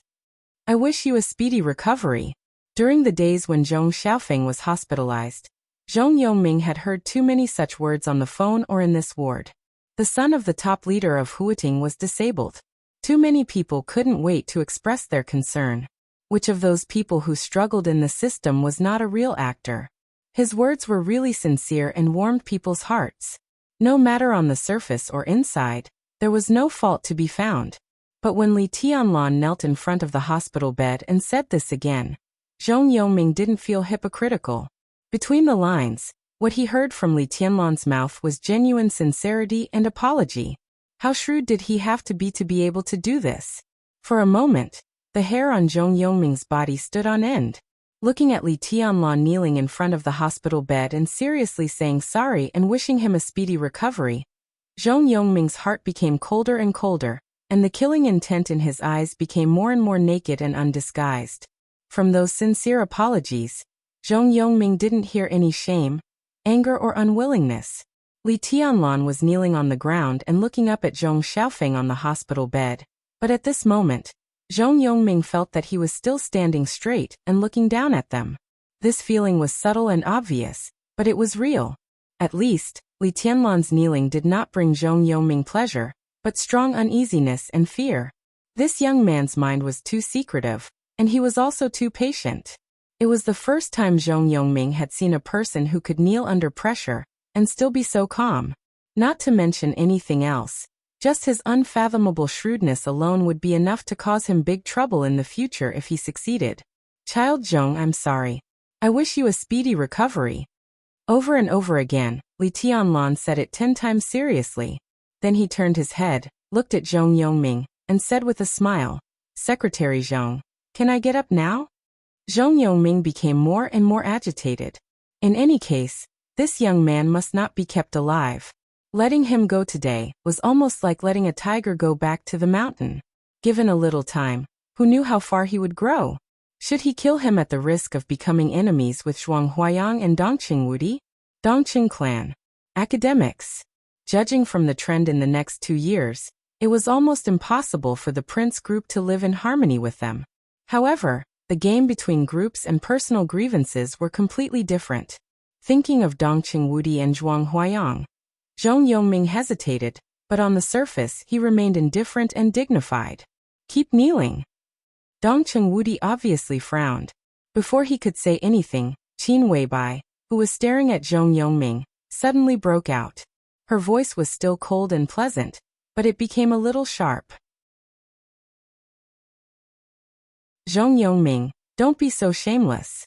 Reconciling with you today doesn't mean that I'm afraid of you. At worst, I won't stay in Zhongzhou state anymore. Outside the country, he can also enter the invincible realm. Do you really think you can cover the sky with one hand?" She took a deep breath. Her expression did not change, but her tone became sharper. At this moment, Qin Weibai did not have that dazzling dreamy look, but her whole person showed a kind of craziness and arrogance to protect her man at all costs. The two states were completely different, but they were both peerless in beauty. Zhong Yongming, you don't give me face, so I don't have to give you face. In Zhongzhou State, I can't afford to offend you, but now I will say it only once. Help my man up from the bed of your useless son and apologize to him. I will count to 3. If you don't do it, the whole samsara will immediately go to war with your prince group, and it will not stop until one of us is dead. 1. Everyone, including Dongqing Wudi and Zhuang Huayang, changed their faces dramatically. This was no longer pure madness, but true hysteria. She would not stop until the prince group was dead. No one would doubt Qin Weibai's words. Qin Weibai had been in Huiting for 5 years. Although she was not famous, people who knew her knew that Boss Qin always kept her word. Moreover, what happened on Mount Dibing in Beihai had also spread in Zhongzhou State. The master of Samsara Palace dared to fight with Sword Emperor Wang Tianzong of Zhongzhou State with serious injuries for her sister. She regarded the Wang family of Beihai and the Southeast group as nothing. Why didn't she dare to go to war with the Prince group? Samsara's industry in Zhongzhou State was extremely limited. When it was lost, the master of Samsara Palace, with the murderous weapon Blue Sky Underworld, would directly enter Zhongzhou State with the 12 supermasters and fight with the Prince group to death. At that time, the whole Zhongzhou State would face a shocking change. And in such a grudge, not to mention what the Wang family of Beihai would do, even their closest ally, Kunlun City, might not do its best to help them. From the perspective of the whole Zhongzhou State, if the Prince group suffered heavy losses, the current ruling group, the academics, would also be to blame. Are you threatening me? Zhong Yongming became furious after his face changed dramatically. He looked at Qin Weibai and asked in a cold tone. Qin Weibai ignored him and spoke again. Her cold and pleasant voice echoed in the ward, but it was like a curse of death and doomsday. 2. Zhong Yongming looked hesitant. If what Qin Weibai said was true, once the Samsara Palace fought with the Prince group to death, he might become a sinner of Zhongzhou State, not to mention anything else. A superpower that could have maintained a good cooperative relationship with Zhongzhou State became enemies because of his son. Even a director giant could not afford such a consequence. Not to mention that he was a member of the decision-making committee. If things really got out of hand, no matter what happened to Samsara and Zhongzhou State in the future, he would have to bear the consequences. It would be a light punishment to be dismissed on the spot. 3. Qin Weibai strode forward. Her high-heeled shoes tapped on the floor of the ward firmly and crisply. Gu Changjiang, the director of the Huiting Special Operations Bureau, who was completely confused by Qin Weibai's fierce reaction, finally reacted. He stepped to Zhong Yongming and said in a cold tone, "Boss Qin, you want to betray?" Smack. Qin Weibai slapped Gu Changjiang directly in the face and said coldly, "Get out." The whole ward was quiet in an instant. Everyone had the same feeling. Qin Weibai, the spokesperson of the Samsara Palace, was completely crazy. Qin Weibai. Gu Changjiang covered his face. His face was unprecedentedly gloomy and ferocious, full of killing intent. Qin Weibai didn't even look at him. She took out her mobile phone and began to make a call without any hesitation. Zhong Yongming stared at Qin Weibai's fingers and his expression changed. In any case, he could be regarded as the leader of Zhongzhou State. How could he apologize to Li Tianlan because of a threat when his son was disabled? He couldn't do this even if he died. Samsara had just destroyed Night Spirit. At this time, the master of Samsara Palace had a murderous weapon in hand, and the 12 supermasters were all loyal and strong. Now Samsara was indeed trying to win them over before finding out their details. But no matter how hard they tried, as a member of the decision-making committee, he would not apologize to the lover of a spokesperson of Samsara Palace when he was in the right. This was about the dignity of the entire Zhongzhou State. Even if it was a war. Zhong Yongming took a step back, pulled Li Tianlan up, and said in a deep voice, "Enough." Dongqing Wudi took a step forward in time and said, "Boss Qin, forget it. Everyone is here to solve the problem today. No one wants to make things worse, right? How about we each take a step back?" Li Tianlan didn't say anything.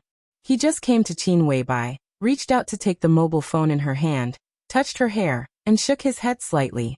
Qin Weibai, who had been arrogant, suddenly calmed down. She just looked at Zhong Yongming coldly and said nothing. Obviously, she was waiting for Zhong Yongming's statement. In this situation, even Dongqing Wudi was a little jealous.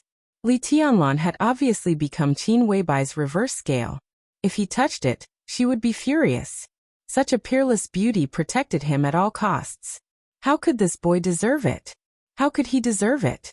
Comrade Yongming, Tianlan has expressed his apology. How about we each take a step back and let bygones be bygones? Dongqing Wudi glanced at Zhong Yongming and said calmly. Although Qin Weibai's rage made everyone a little embarrassed, the following negotiation was much easier. I won't make trouble for him within 2 years. Zhong Yongming's tone was cold. In 2 years, the dust of the midterm election would settle. The rising Samsara Palace would presumably merge into the dark world again, and be constrained by the superpowers. He would be one step closer then. And most importantly, even if Li Tianlan had grown in 2 years, he wouldn't be too terrible. At that time, he would deal with Li Tianlan as a giant of the decision-making committee. Who could protect him? 2 years. Dongqing Wudi thought for a while, looked at Zhong Yongming and said seriously, really? Zhong Yongming nodded with no expression on his face. He knew very well that it was difficult to go back on what he had promised in front of Dongqing Wudi and Zhuang Huayang. Within 2 years, even if he did something, he would never let anyone find out the evidence. In that case, Comrade Yongming, take good care of the patient. Goodbye. Dongqing Wudi nodded and shook hands with Zhong Yongming to say goodbye. Go. Where can you go? This woman slapped me. Are you just going to let it go? A cold and gloomy voice rang out, sounding somewhat deranged. Everyone in the ward frowned at the same time. What do you want? Dongqing Wudi glanced at Gu Changjiang and raised his eyebrows slightly. He was the marshal of Zhongzhou State and a member of the decision-making committee. In terms of rank, only Zhong Yongming could be on an equal footing with him in the whole ward. Gu Changjiang was just a lieutenant general. Even if he was a lieutenant general who enjoyed the treatment of a governor, Dongqing Wudi did not take him seriously. What do I want? Gu Changjiang sneered, his eyes ferocious. Marshal Dongqing, I'm the director of Huating Special Operations Bureau of Zhongzhou State. Here I represent the face of Huating Special Warfare System. He patted his face and said in a colder tone. And now, my face has been slapped by a foreign force. Marshal, as the commander of the Border Praetorian Corps of Zhongzhou State, you ask me what I want. What's your position? Dongqing Wudi frowned and said indifferently, Boss Qin is a friend of Zhongzhou State. A friend? Gu Changjiang straightened up and sneered. I don't think so. When I go back, I'll write a report and submit it to Kunlun City. I think Qin Weibai has a serious tendency to commit treason. I'll question your political position and the political position of the Sky Academy to Kunlun City. Why does Kunlun City like to label others as treason? Li Tianlan suddenly asked in a serious and calm tone. Gu Changjiang was slightly stunned, but he did not think much about it. He just said coldly, What? You want to speak for people who have a tendency to commit treason? Are you qualified? Or do you also want to commit treason? Li Tianlan narrowed his eyes and said calmly, You don't seem to be qualified to pronounce us guilty of treason, do you? Qualified? Gu Changjiang's smile was cold. In Huating, if I say you commit treason, you are a traitor. I know you. A genius with wind and thunder veins in this year's Sky Academy. From the standpoint of a senior, I advise you to correct your position. You'd better stay away from the woman around you. In the dark world, no one dares to fight against Zhongzhou State, let alone threaten Zhongzhou State. So what if the master of Samsara Palace is strong? Is she stronger than Li Guangtu, the traitor 20 years ago? When Li Guangtu attempted to defect to Annan State, wasn't he killed at the border? If the master of Samsara Palace dares to come to Zhongzhou State, she will end up the same. Li Guangtu. This name had shrouded the high-level political life of Zhongzhou State like a dark cloud for many years. No matter people's impression of him was positive or negative, it was undeniable that he was indeed a rare genius in Zhongzhou State in the past 100 years. He practiced the peak chapters of the map of God of War, and entered the Invincible Realm at the age of 35. When he just entered the Invincible Realm, He ranked among the top 5 on the divine list. He defeated Xue Qingming, a veteran expert of the Invincible Realm in Jade Pool, with 3 moves. Gu Xingyun, who entered the Invincible Realm at the same time, could not hold on for more than 3 minutes. He had a sword discussion with Lu Xingwuji, the master of sword of East Island, and a battle with a giant of the Vatican. All these deeds showed that if Li Kuangtu was still alive, he would be a peerless expert who was most likely to compete with Wang Tianzong for the first place on the divine list. Similarly, this was also the strongest traitor that Zhongzhou state had killed in decades. He had been dead for many years, but his martial arts still existed in the dark world. In the past 2 decades, few people could surpass him. The Samsara Palace was indeed in the limelight now. Even the high-level officials of Zhongzhou state had to show a certain degree of goodwill to maintain their relationship with the Samsara Palace. But showing goodwill did not mean fear. Qin Weibai did not know when to stop. Once the master of Samsara Palace insisted on going her own way, would the whole Zhongzhou state be afraid of a superpower in the dark world? It was a joke.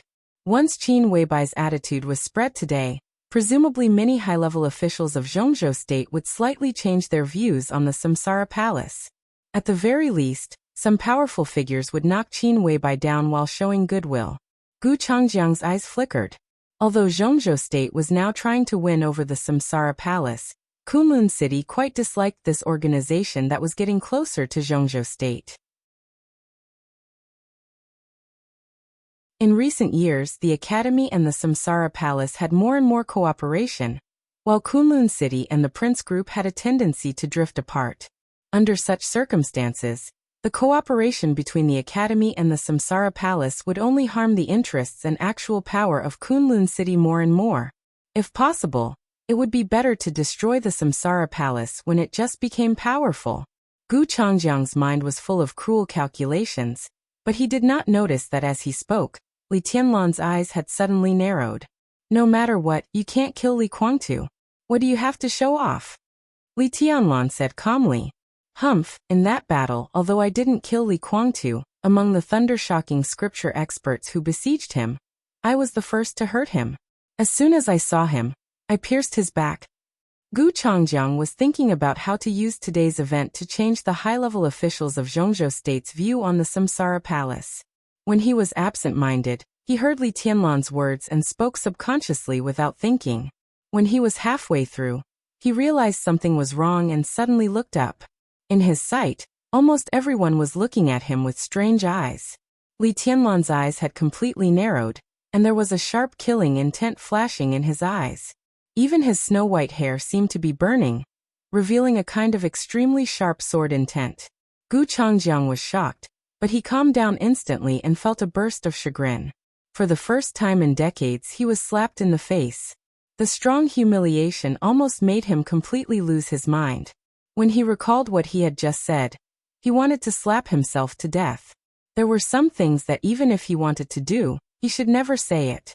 And how could he talk about Li Kuangtu, the taboo figure, when he was so excited? What was wrong with him? He was impetuous. He was impetuous. Li Tianlan's voice continued to ring in his ears. Among the people who besieged Li Kuangtu, you were the first to hurt him? His voice was strange and seemed to be trembling, and there was a kind of almost uncontrollable killing intent. Traitors deserve to die. Gu Changjiang took a deep breath, forced himself to calm down, and said indifferently, Yes, traitors deserve to die. Li Tianlan chuckled.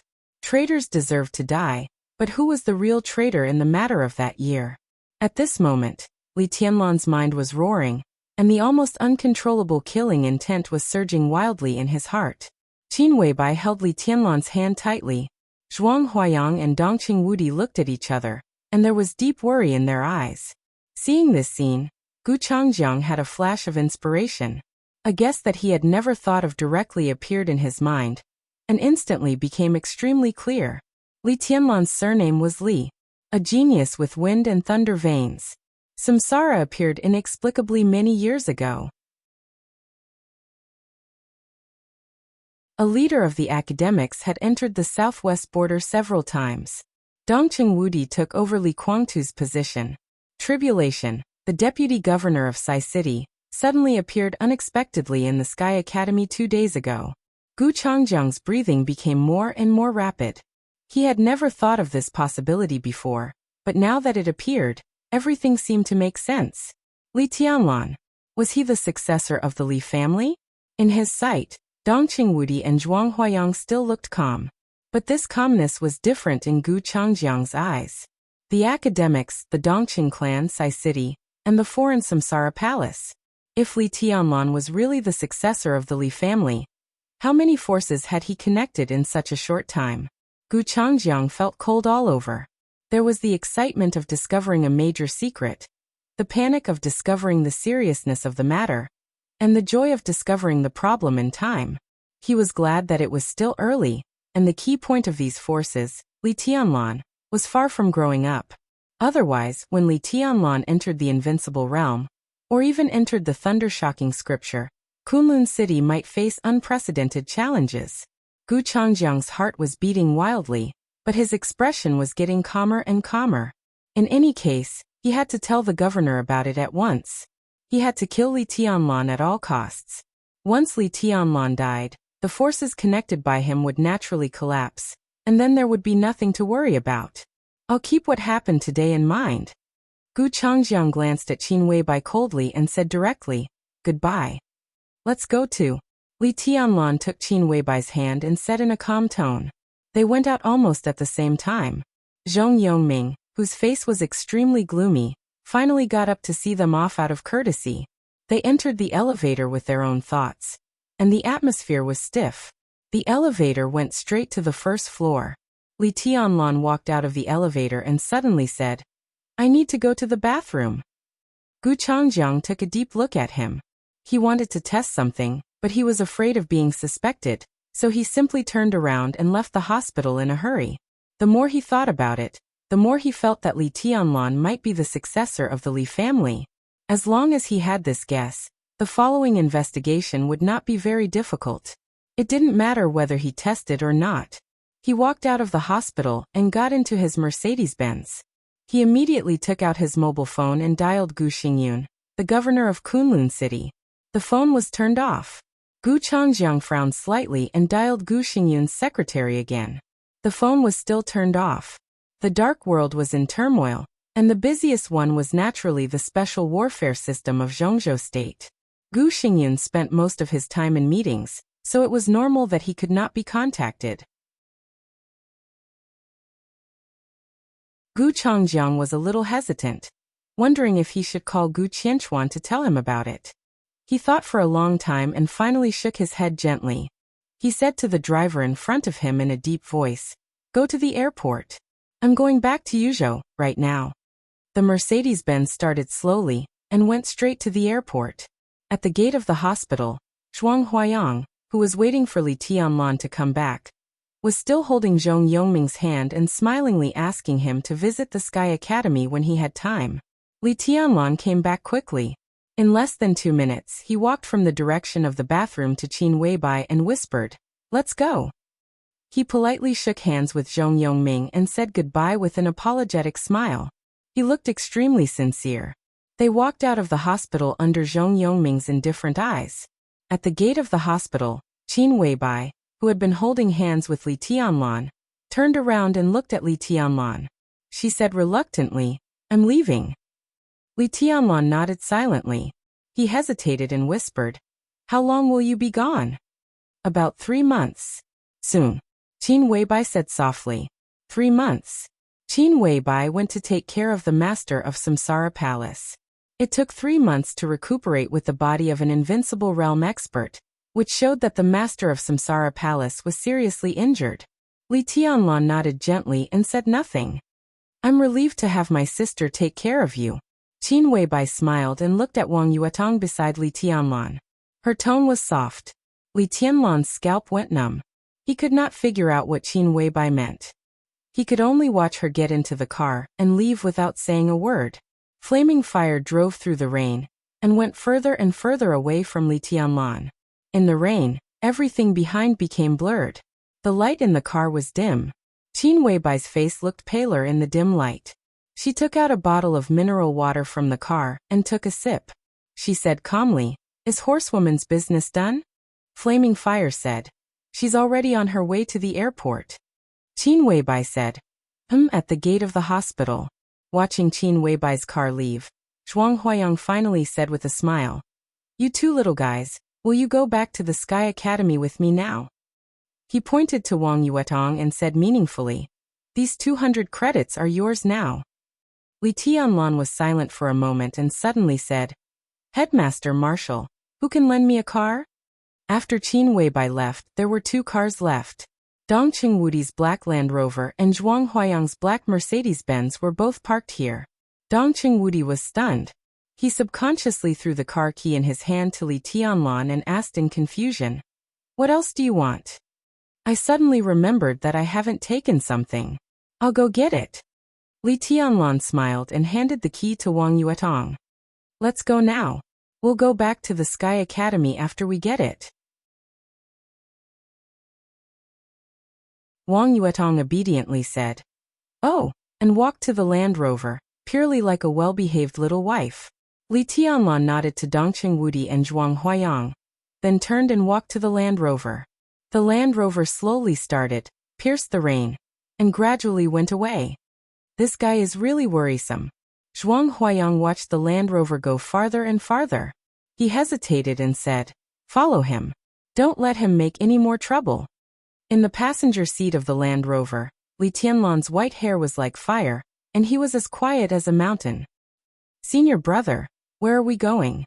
What are we going to take? Wang Yuetong asked subconsciously as she drove the Land Rover, which was a little cumbersome. We still need a head. Let's go get it now. Li Tianlan said calmly. He took out his mobile phone and dialed the number of Lu Xiuyuan, the head of the Curtain Intelligence Organization. At the same time, in the hospital ward, Zhong Yongming also returned to the ward with his secretary. After everyone left, this top leader of Huiding, who had been extremely indifferent throughout, suddenly looked a little tired. The strong Qin Weibai, the calm Dongqing Wudi, the smiling Zhuang Huayang, the quiet and frightening Li Tianlan. Even the cold Gu Changjiang's performance today was more confident than his. The situation was complicated. In the relatively transparent circle of politics, Zhong Yongming only felt mentally and physically exhausted. He returned to the ward silently. First, he glanced at the bed that seemed to be lifeless, then sat down on the sofa and lit a cigarette. The bed was quiet. Zhong Yongming, who took a deep drag on the cigarette, suddenly felt that something was wrong and suddenly stood up from the sofa. The bed did not seem to be lifeless. It was really lifeless. Zhong Yongming's heart sank. He quickly walked to the bed and lifted the quilt covering his son. In his sight, a large piece of smoking scarlet blood stained the white sheets, which was indescribably weird and horrible. Zhong Yongming staggered back a step and leaned against the wall. His eyes were ferocious and furious. On the bed, Zhong Xiaofeng was covered with blood, and he was already dead. A large amount of blood soaked his hospital gown, the bed sheet, and slowly dripped along the bed to the ground. Drip, drip. Zhong Xiaofeng's eyes were wide open, and there seemed to be some fear, anger, and unwillingness left in his dim eyes. Fresh blood flowed out of his entire body in an endless stream. Looking at his son's body, Zhong Yongming's lips trembled, but his heart was covered by an absolute chill. He gasped, and his eyes were filled with fear. On Zhong Xiaofeng's body, forehead, left and right heart, left and right shoulder, left and right thigh, abdomen, throat, there were a total of 10 stab wounds. Blood was dripping. That was to say, just after he left, someone came back to the ward and stabbed Zhong Xiaofeng 10 times in a row. It was a kind of downright cruel and vicious. Zhong Yongming suddenly thought of Li Tianlan, who left the hospital for 2 minutes, and said he wanted to go to the bathroom. His eyes narrowed, and his fingers holding the cigarette trembled violently. In his decades of life facing his son's body, his first feeling was not anger or hatred, but fear. A kind of fear that came from the soul. He didn't know what the 10 stab wounds in front of him meant. He only knew that in front of this bed, or even just a few minutes ago, Li Tianlan knelt here and said sorry 10 times in a row. 10 stab wounds. The wounds were ferocious. The dark red and mournful blood flowed down the bed. Every drop of blood seemed to tell Zhong Yongming that the young man could bear the humiliation he gave him just now. But he could also kill in the place where he couldn't see. He killed decisively. Zhong Yongming slowly sat on the ground against the wall and kept muttering to himself. This beast, this lunatic. I really don't want to write this kind of chapter in the middle of the night. Although there are 2 chapters a day in Special Warfare, they are basically big chapters. One chapter can cover 2 chapters. So, I really tried my best. Dear readers, if you can give me a subscription, just give me a subscription. I don't ask for a tip, just a subscription. A few yuan a month is enough.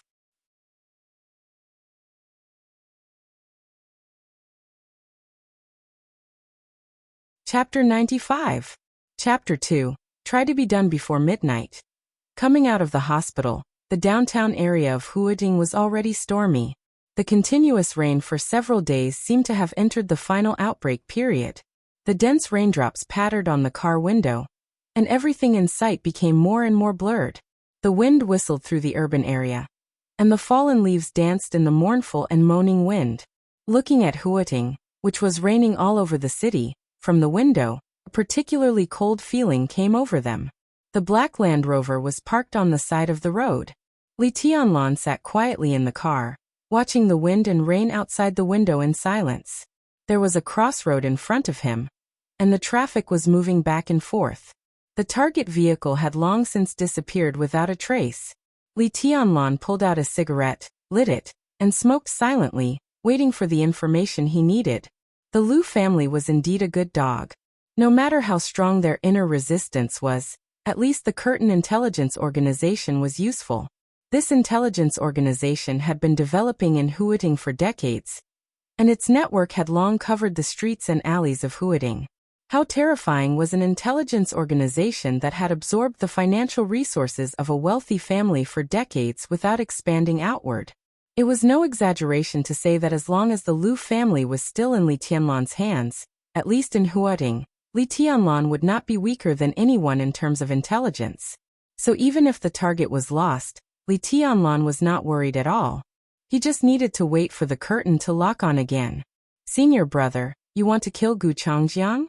Sitting in the driver's seat, Wang Yuetong tilted her head and looked at Li Tianlan. Her tone was complicated. She even felt that Li Tianlan was a bit abnormal. Who was Gu Changjiang? The director of Huading Special Operations Bureau, a lieutenant general of Zhongzhou State who enjoyed the treatment of a governor, could be said to be the representative of the special warfare system in Huading. How could such a person be killed so easily? He deserves to die. Li Tianlan smoked and said softly, "Today is the best chance. If we don't kill him today, we may have to wait for a long time." He hadn't taken the whole Immortal series yet. At this time, his realm was still in the subtle state of one thunder-shocking realm and one chi-controlling realm. Before he recovered his peak strength, this could be said to be his strongest moment. He really didn't want to let go of such a good opportunity. Gu Changjiang deserved to be killed regardless of his identity or standpoint. Li Tianlan also regarded killing Gu Changjiang as the last battle for him to step one foot into the thunder-shocking realm.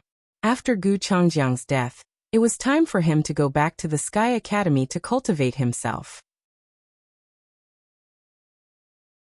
Was he the first person to injure my father out of the group of experts that had besieged him? Li Tianlan smiled, but his eyes were cold without any warmth. But, Wang Yuetong opened her mouth, wanting to say something but stopped on second thought. After knowing Li Tianlan's identity, she could completely understand Li Tianlan's killing intent. But Gu Changjiang was not an ordinary expert in the ice-condensing realm or the fire-flaming realm, but an expert at the peak of the thunder-shocking realm. An expert at the peak of the thunder-shocking realm from Kunlun City was different from other experts at the peak of the thunder-shocking realm. In the same realm, due to the difference in absolute arts and inheritances, there might even be a huge difference in combat power. Gu Changjiang's aptitude was relatively average. About 5 years ago, he broke through the stabilization phase of the thunder-shocking realm and barely entered the peak phase. Then he was transferred to the Huading Special Operations Bureau as the director. It could be assumed that this was the peak of his life, and the possibility of him going further in martial arts was extremely small. But the key was that he was one of the hardcore confidants of Gu Xingyun, the god of war in Zhongzhou state. He had inherited all his unique arts. The name of Kunlun City had appeared in Zhongzhou state for only 20 years, but the Gu family had been one of the strongest martial arts forces in Zhongzhou state for hundreds of years. Their supreme unique arts, the 10 skills of true martial arts, were even said to be on par with the 24 moves of sword. Although Gu Changjiang's aptitude was slightly poor, he had inherited all the skills of Kunlun City, so Wang Yuetong was a little worried about Li Tianlan killing him. For a moment, she even hesitated whether to drive. Anyway, the idiot beside her couldn't drive. If she left the car, he couldn't do anything. It's okay. Li Tianlan looked at Wang Yuetong and said slowly, I know what to do. The text message prompt sounded on his mobile phone. Li Tianlan glanced down, narrowed his eyes and said, Go to Lanqiao Airport faster. Wang Yuetong hesitated, but still stepped on the accelerator. She drove the Land Rover that she was not used to and went straight to the airport. At the same time, in the Lu family's manor, Lu Xiuyuan, whose face was a little pale, silently sent the text message. After a moment of silence, he frowned and said, He wants to kill Gu Changjiang? Lu Tianjing, the old mayor of Huiting, looked at the teapot in front of him, meticulously watched the fire and said calmly, It has nothing to do with us. Lu Xiuyuan glanced at his uncle with a complicated expression and said nothing. On the night Li Tianlan came to the manor, he was seriously injured by Li Tianlan almost as soon as they met. When he woke up from a coma, the Lu family had handed over their biggest secret, the Imperial Jade Seal. Everything had become a foregone conclusion, and could not be changed at all. Of course, Lu Xiuyuan was not reconciled to it. His brother and son were all killed by Li Tianlan, and now he had to be Li Tianlan's dog. Everything in the Lu family had fallen into Li Tianlan's control. In such a terrible situation, he was unable to resist, which was what made him most desperate. We have no choice. Lu Tianjing poured a cup of tea for his nephew with a poker face and said slowly. Lu Xiuyuan was silent. He didn't blame his uncle for compromising. In the face of the survival of the whole family, the deep hatred in the past was not worth mentioning. It seemed humiliating and cruel to kneel and surrender to Li Tianlan, but under the circumstances, if they didn't kneel, they would die. Li Tianlan made it clear that he didn't mind dying with them. Under such an attitude, as long as the whole Lu family didn't want to die, they had no stand to uphold their dignity. This extremely rational approach saved the Lu family, but the point was, Uncle, what should we do in the future? Lu Xiuyuan finally spoke in a bitter tone. Let's take it one step at a time. Lu Tianjing sighed deeply and looked a little confused. In the current situation, it was unrealistic to get rid of Li Tianlan's control. Unless Lu Xiuyuan could enter the invincible realm in one day and suppress everything with absolute strength. By then, even if Li Tianlan exposed the Imperial Jade Seal, the Lu family would have the confidence to deal with it. This was the only way, but it was also the most impossible way at present. Take it one step at a time? Lu Xiuyuan smiled bitterly. Today Li Tianlan asked for Gu Changjiang's whereabouts, and he gave it to him. Who knew what Li Tianlan would ask for tomorrow? As his demands grew, the relationship between the Lu family and Li Tianlan would become closer and closer. They were now an important part of Kunlun City, but Li Tianlan's identity would make him the mortal enemy of Kunlun City in the future. The Lu family would be caught in the middle. If they were not careful, they would be doomed eternally, and they wouldn't even have a chance to struggle. Be the master's dog and don't resist. This is the only way. A calm but seductive voice sounded and spread through the living room. Lu Dongyu came downstairs and looked at her grandfather and father, her tone calm. But the harsh word master instantly hurt Lu Xiuyuan's sensitive nerves, and his face turned red because of extreme humiliation. He clenched the teacup in his hand and suddenly stood up. He looked at Lu Dongyu and shouted angrily, Do you want to be a dog so much? Don't forget that it was the so-called master you mentioned who killed your brother and your second uncle. Lu Dongyu walked down the stairs and stood quietly in the living room with a calm expression. Obviously, she had dressed up carefully. She wore light makeup, and her mouth was bright and attractive with lipstick evenly applied. She wore a light-colored sweater with tassels hanging on the chest, and the hem was tucked into a light gray narrow skirt. A pair of calves in black stockings had smooth lines, extending all the way down. She wore a pair of silver stiletto heels nearly 10 centimeters on her small feet. She stood there casually, but her figure was vividly reflected, mature, proud, and seductive. At this moment, Lu Dongyu's face was expressionless, but her whole body exuded a kind of beautiful and charming woman. She glanced at her father and said calmly, "I haven't forgotten, but does it make sense to say this now?" Lu Xiaoyuan looked at his seductively dressed daughter, and he was so angry that he blacked out and couldn't speak for a while. On the night Li Tianlan came, his baby daughter was the first to surrender to Li Tianlan. Everyone in the Lu family knew this. Although they all knelt in front of Li Tianlan in the end, there was still a gap between them and Lu Dongyu afterward. That feeling was like one was forced and the other was willing. Although the result was the same, the psychological feeling was completely different. Therefore, after Li Tianlan left, the relationship between Lu Dongyu and all the Lu family became subtle, and the father-daughter relationship with Lu Xiaoyuan even fell to the freezing point. "Don't you hate him?" Lu Xiaoyuan resisted the desire to slap his daughter in the face, and said in a cold tone, "Hate." Lu Dongyu was stunned for a moment before she calmly spoke.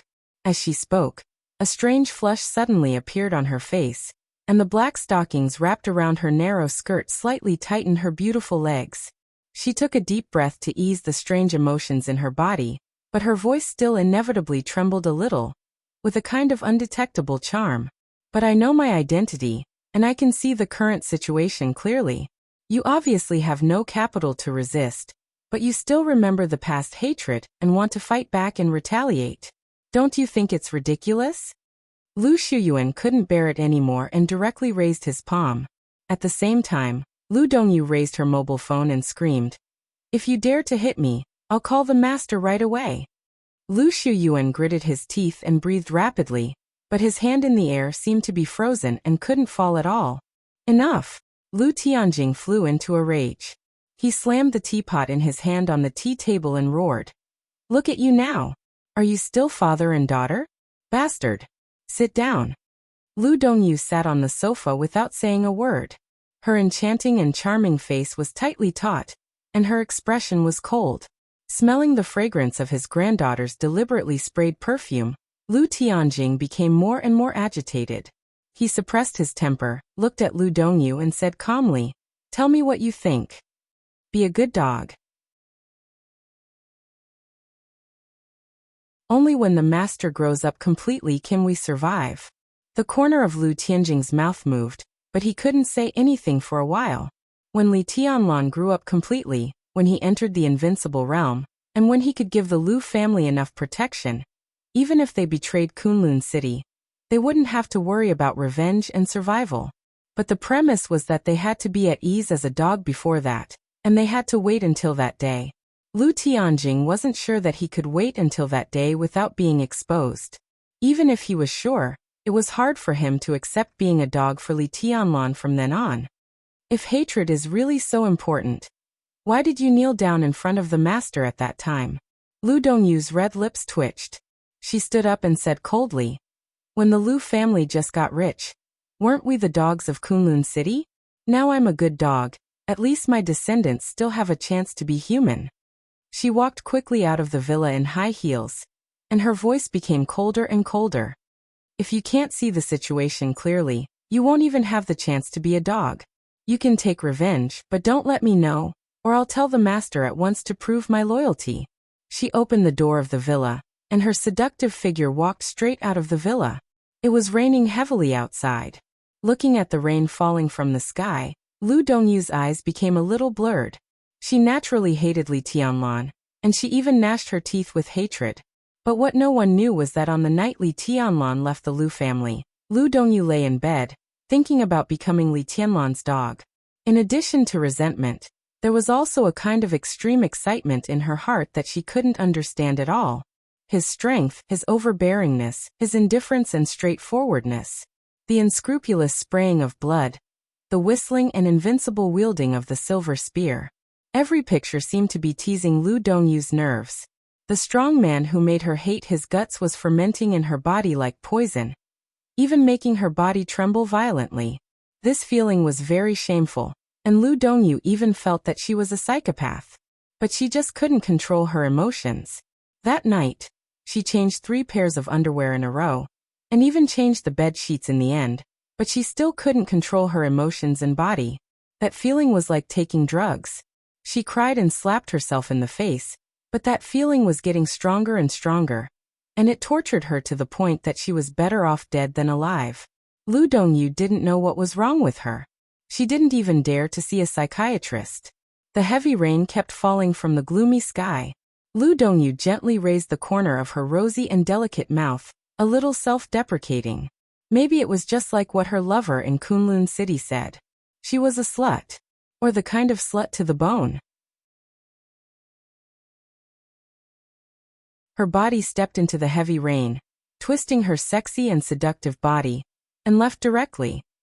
Out of the hospital, Gu Changjiang had been making phone calls. He called Gu Xingyun's secretary. The relationship between the internal personnel of Kunlun City was complicated.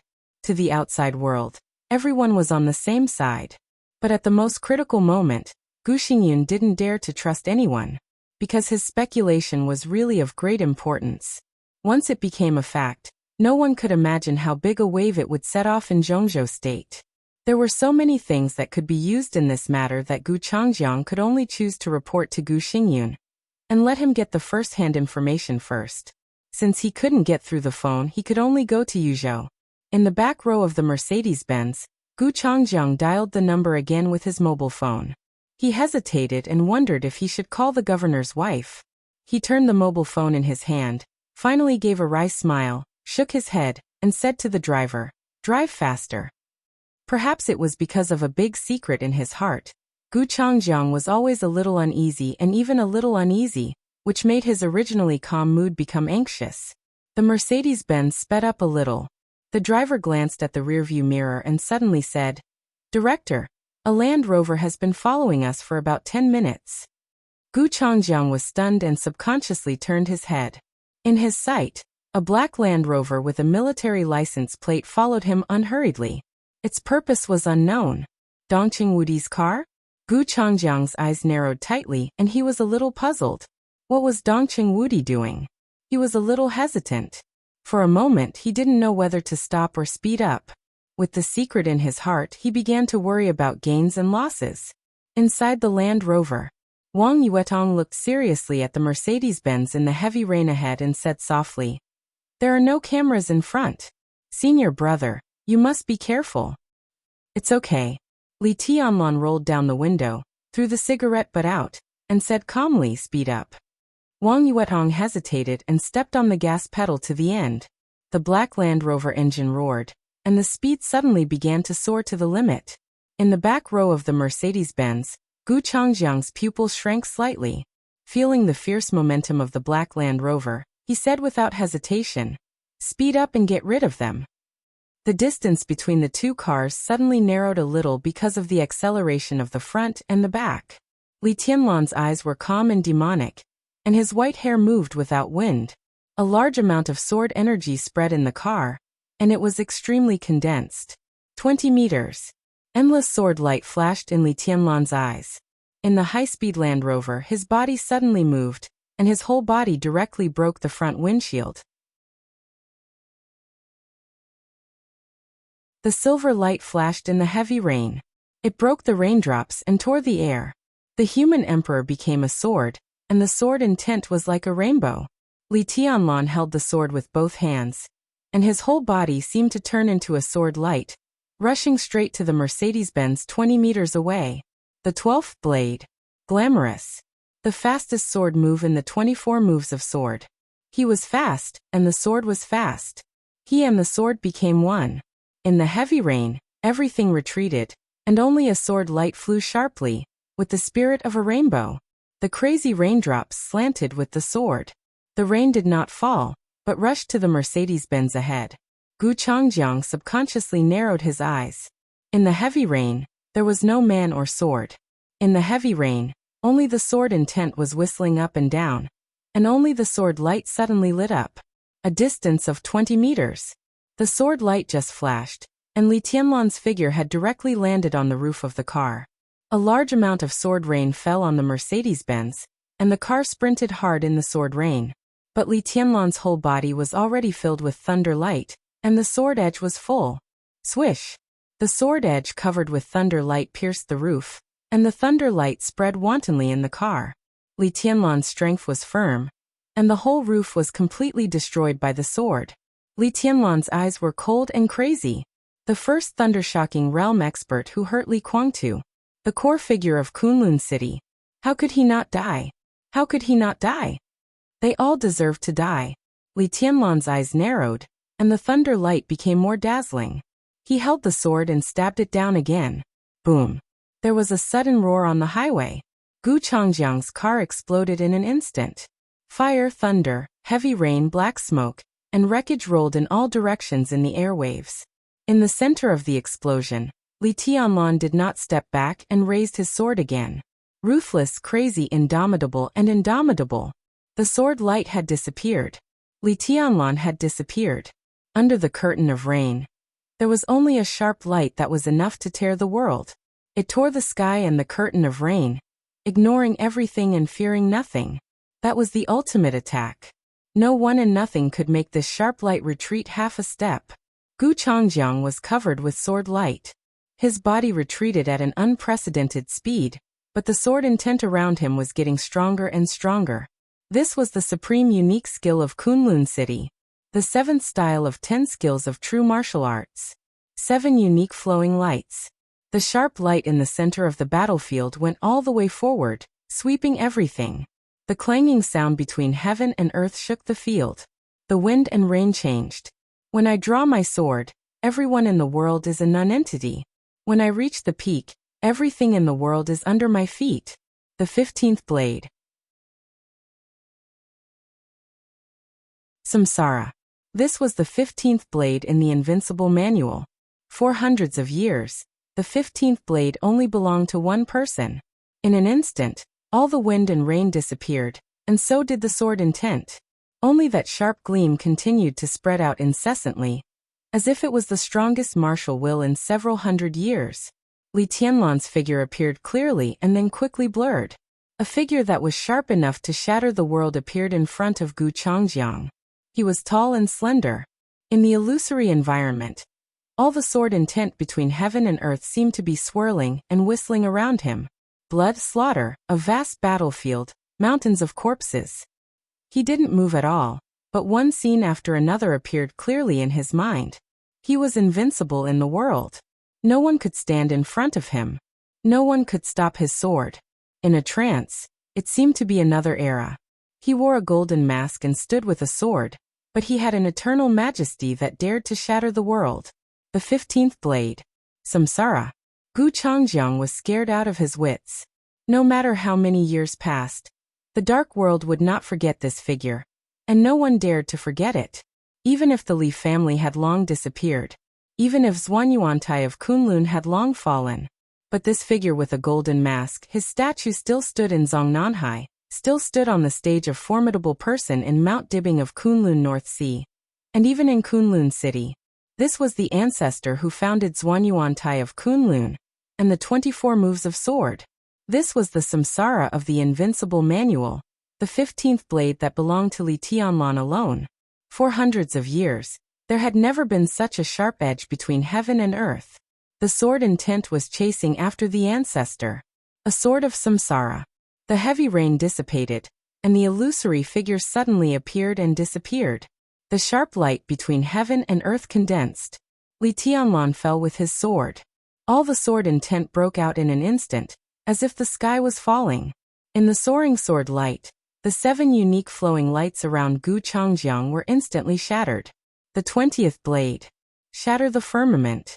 The sword intent and unique skills that belonged to the ancestor. Everything was perfectly combined after hundreds of years of wind and rain.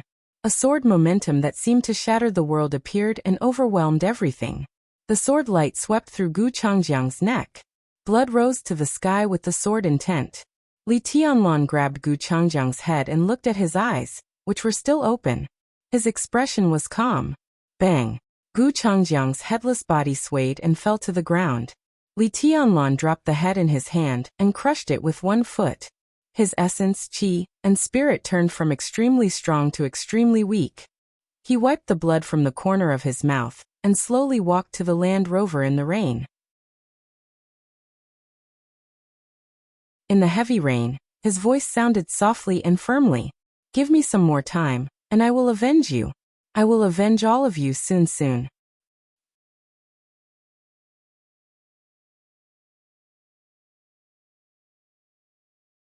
Chapter 96. Shortly after leaving the hospital, Dongqing Wudi and Zhuang Huayang's cars followed Li Tianlan. The black Land Rover in front of them was one of Dongqing Wudi's exclusive cars. It had a military positioning device on it, so Dongqing Wudi had always been far away from Li Tianlan. In the heavy rain, the two followed the Land Rover through the traffic, stopping and going. When the car went farther and farther away from Huading, Dongqing Wudi finally noticed that something was wrong. What is this boy going to get? Dongqing Wudi said in a doubtful tone. This is not the way back to Yonghua Villa, is it? Not the way to use private cuisine either. Zhuang Huayang shook his head and frowned slightly. Li Tianlan's social connections in Huading were extremely simple. Apart from Qin Weibai and Yu Donglai, he didn't know anyone else. Where could he go now? The distance between the two cars, one in front and the other in back, was about 800 meters. Dongqing Wudi followed them silently according to the location information. In the heavy rain, the Land Rover in front of him had already disappeared from his sight. Only the red dot on Dongqing Wudi's mobile phone screen was still flashing forward. It looks like they are going to the airport to see Boss Qin off. Dongqing Wudi and Zhuang Huayang looked at each other and said softly. They couldn't blame these two big shots in Zhongzhou State for gossiping too much. They were really worried about Li Tianlan now. His potential was enough to satisfy and even surprise the Dongqing clan and the academics, but his ability to cause trouble was also a headache. If it weren't for the turmoil in the dark world this time, Zhong Yongming's revenge in private would be a headache even if he didn't do anything on the surface. Now that things had come to an end, Zhuang Huayang just wanted to bring Li Tianlan back to the Sky Academy. It seemed that it would be better to let him come out after graduation. Boss Qin will take off from Wudong International, right? There are few Blue Bridge International flights, and most of them are domestic. Zhuang Huayang shook his head and didn't quite understand. In a word, this boy has troubled you in the past few years. We are relieved that you will take care of him in Huating. Dongqing Wudi handed Zhuang Huayang a cigarette and lit one himself. He took a deep breath and said, I'll try my best. Zhuang Huayang smiled and narrowed his old eyes. The academy will support him. Dongqing Wudi nodded slightly and was about to say something when he suddenly said, Why did it stop? Let's go and take a look. Zhuang Huayang's heart tightened as he said in a deep voice. The car instantly sped up and approached the Land Rover in front. The sound of a long sword clanging suddenly rang out in all directions. Through the heavy rain outside the window, through the carriage.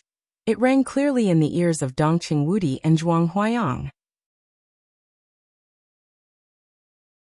Their expressions changed at the same time. In their line of sight, the air in front of them did not seem to have changed at all. However, in that instant, the two of them could clearly sense that the seemingly motionless air seemed to have quietly tightened a little. The rain fell like a waterfall. A sharp light that shook the entire world suddenly appeared in the heavy rain. There was no thunder, no raging fire. There was only an absolute sense of danger left in the world. It was extreme madness and sharpness, a danger that could threaten any living being. Dongqing Wudi kicked open the car door and rushed straight to the battlefield. He seemed to be desperate and fearless of everything. Zhuang Huayang followed closely behind. That indistinct, clear, and mysterious sharpness appeared in an instant and disappeared almost instantly. Everything happened in the blink of an eye. The rain curtain became calm again. Wang Yuetong jumped out of the car almost at the same time and rushed into the rain curtain. She had not entered the fire-flaming realm. The heavy rain falling from the sky instantly soaked her, but she ignored it and rushed to Li Tianlan. Looking at his increasingly pale face, she asked anxiously, "Senior brother, how are you?" I'm fine. Li Tianlan shook his head. Although he was injured, it did not affect him much. He had never seen the 10 skills of true martial arts of Kunlun City, but Kunlun City could not become the power center of the special warfare system of Zhongzhou State if it only had a conspiracy. So he did not underestimate Gu Changjiang from the beginning, and went all out when he attacked. He used the 15th blade to reincarnate the ancestor's sword intent, and the 20th blade to kill the enemy. It seemed to be 2 swords, but in fact it was 1 sword. The 12th blade approached Li Tianlan. The 15th blade began to accumulate power. The 20th blade killed the enemy. Everything happened in an instant. This was a real instant kill. All of his essence, chi and spirit were concentrated in this sword, and he vented it out in the most thorough way, leaving no time for Gu Changjiang to react. If Gu Changjiang didn't die, he would temporarily lose his combat capability. At that time, he would be at Gu Changjiang's mercy. Li Tianlan coughed softly, and his eyes were like a deep pool, without any fluctuation. This was the most determined sword move of his killing intent. It was indomitable. In terms of state of mind, it was even more perfect than when he faced the attack of the black-robed man in the Sky Academy. In a trance, he seemed to have a new understanding of the invincible manual.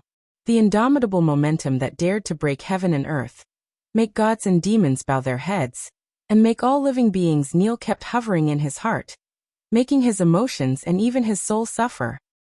When I draw my sword, all things in the world and all living beings in the mortal world are like ants under my feet.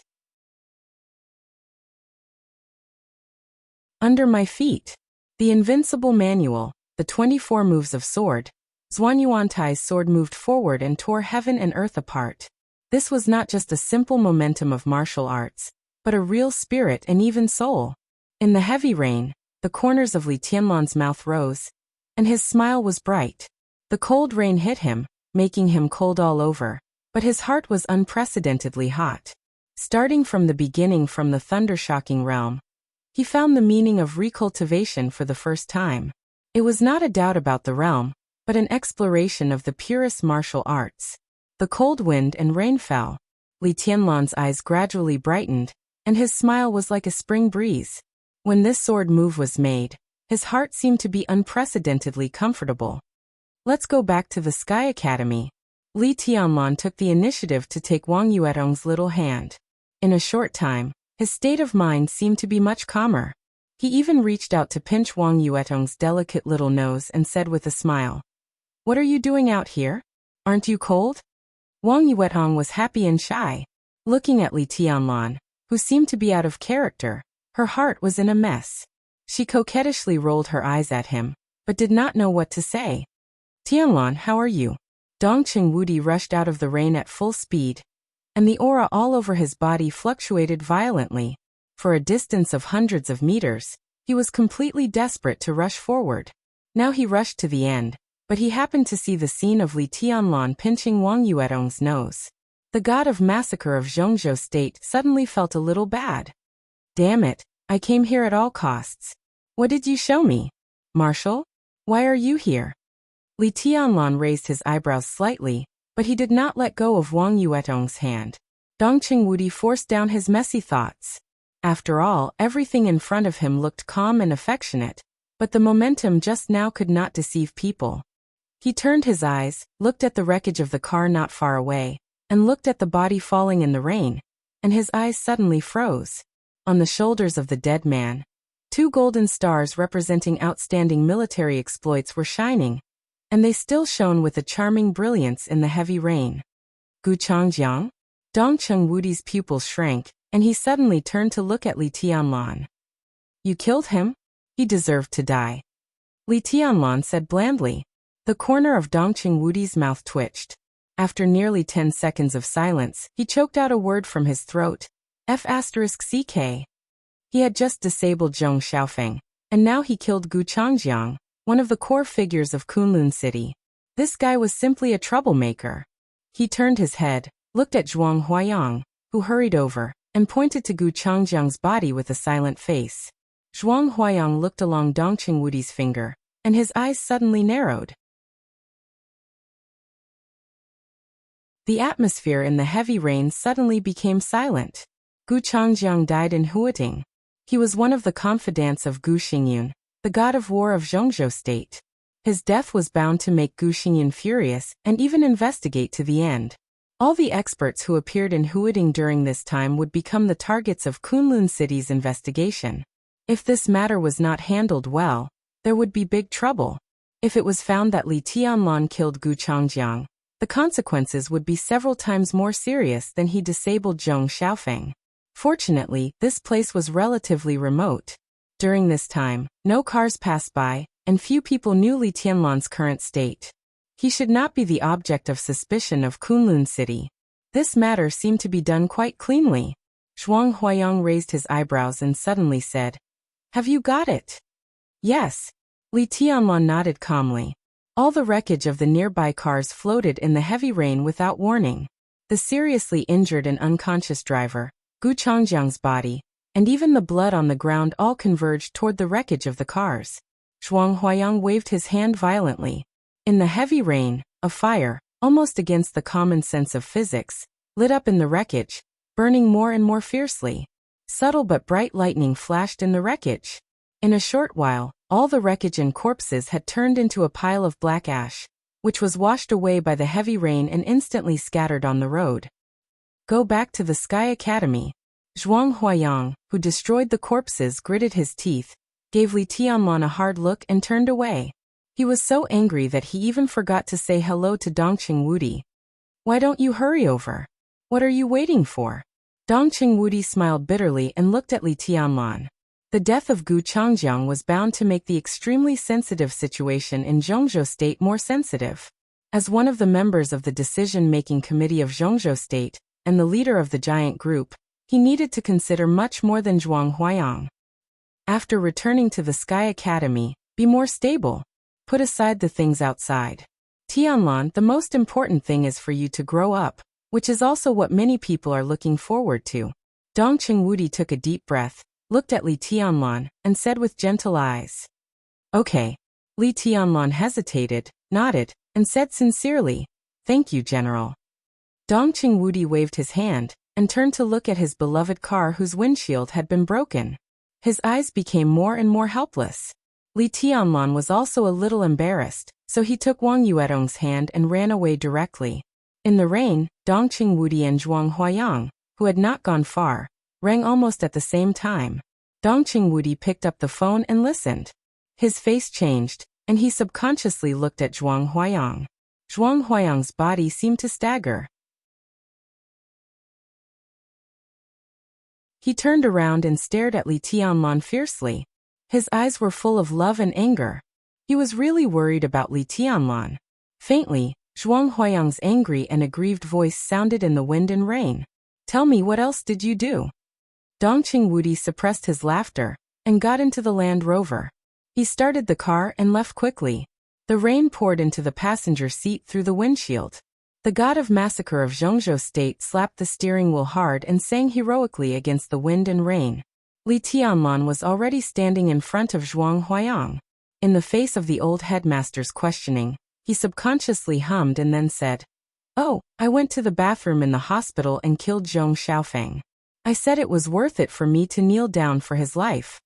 Zhuang Huayang was so angry that he felt dizzy. He said weakly, "I have a bad heart. What else did you do? Tell me. Don't let me hit you all at once, okay? Li Tianlan?" "Nothing." Li Tianlan shook his head and said honestly, "After going back to Yonghua Villa, I will go back to the Sky Academy with the headmaster. Don't worry, I did a good job on Zhong Xiaofeng.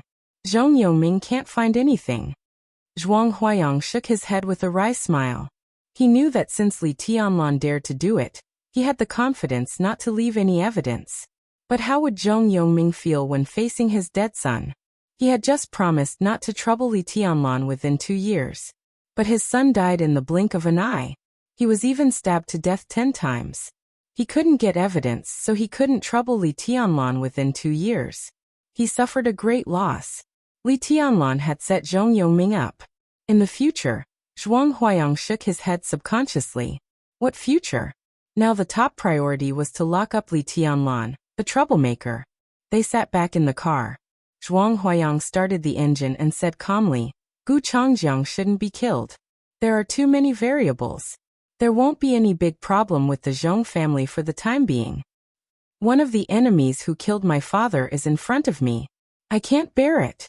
And I also want to see if Kunlun City can show anything after Gu Changjiang's death.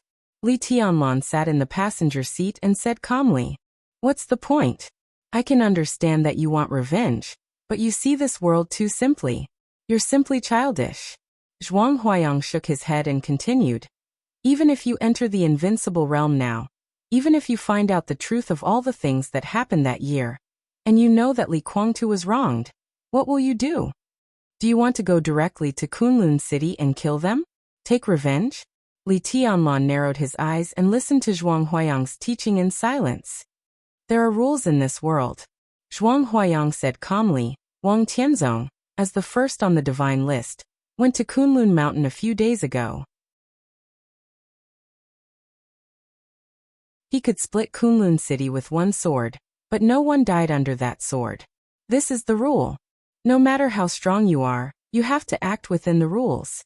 If you have enough strength to destroy Kunlun City directly, even if you are reasonable, so what? What will the higher-ups think of you? Zhongzhou State will definitely try its best to suppress you. It's a dream for the Li family to restore its former glory. All countries have the same view on invincible realm experts. You can be uncontrolled, but you must abide by the rules. Otherwise, you will become a public enemy. Is Wang Tianzong strong?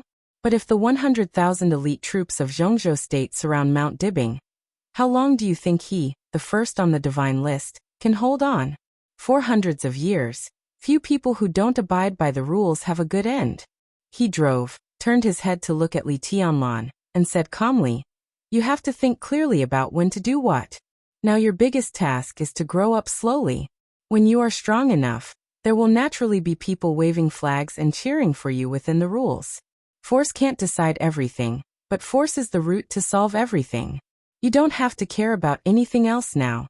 You just need to improve your strength. This is the only thing you can do. I agree with you, but not completely. Li Tianlan looked out of the window, and said calmly after a moment of silence. Zhuang Huayang sighed softly and said no more. Outside the window, it was raining heavily. Li Tianlan's eyes were firm. This was a seemingly orderly world, but in fact, it was full of chaos. This was a circle full of gratitude and resentment, love and hatred and deception.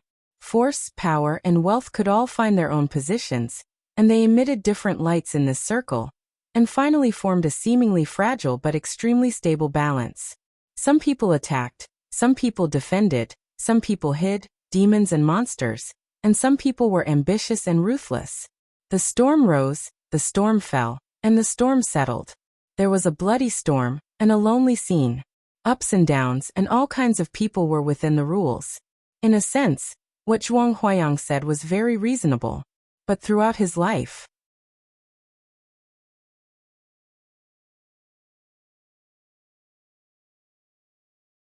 Chapter 97. Yesterday, I was still saying in the readers' group chat that I would return to my hometown in advance to wait for news. I reckon it would only be a few days later. In the end, when I said that in the group chat last night, he left. I only came back in the afternoon. My mind is a little messy and it's affecting my train of thought. There are still 2 more chapters today, but it will be later. I'll be busy for another day after the burial tomorrow, so the update will be later, but it won't be less. After tomorrow, I'll adjust it and fix a time for the update. At the moment, I should be missing a chapter, but I'll make it up in the next few days. I hope everyone can understand. I bow. You're tuning in to the Li Mei's Wuxia Whispers YouTube channel. We're so grateful for your support and don't forget to subscribe to join us on this incredible journey through captivating stories. Your generosity through donations truly makes a world of difference, as it's the primary source of revenue that allows me to expand and enhance this channel for you. Thank you from the bottom of my heart for being a part of this adventure.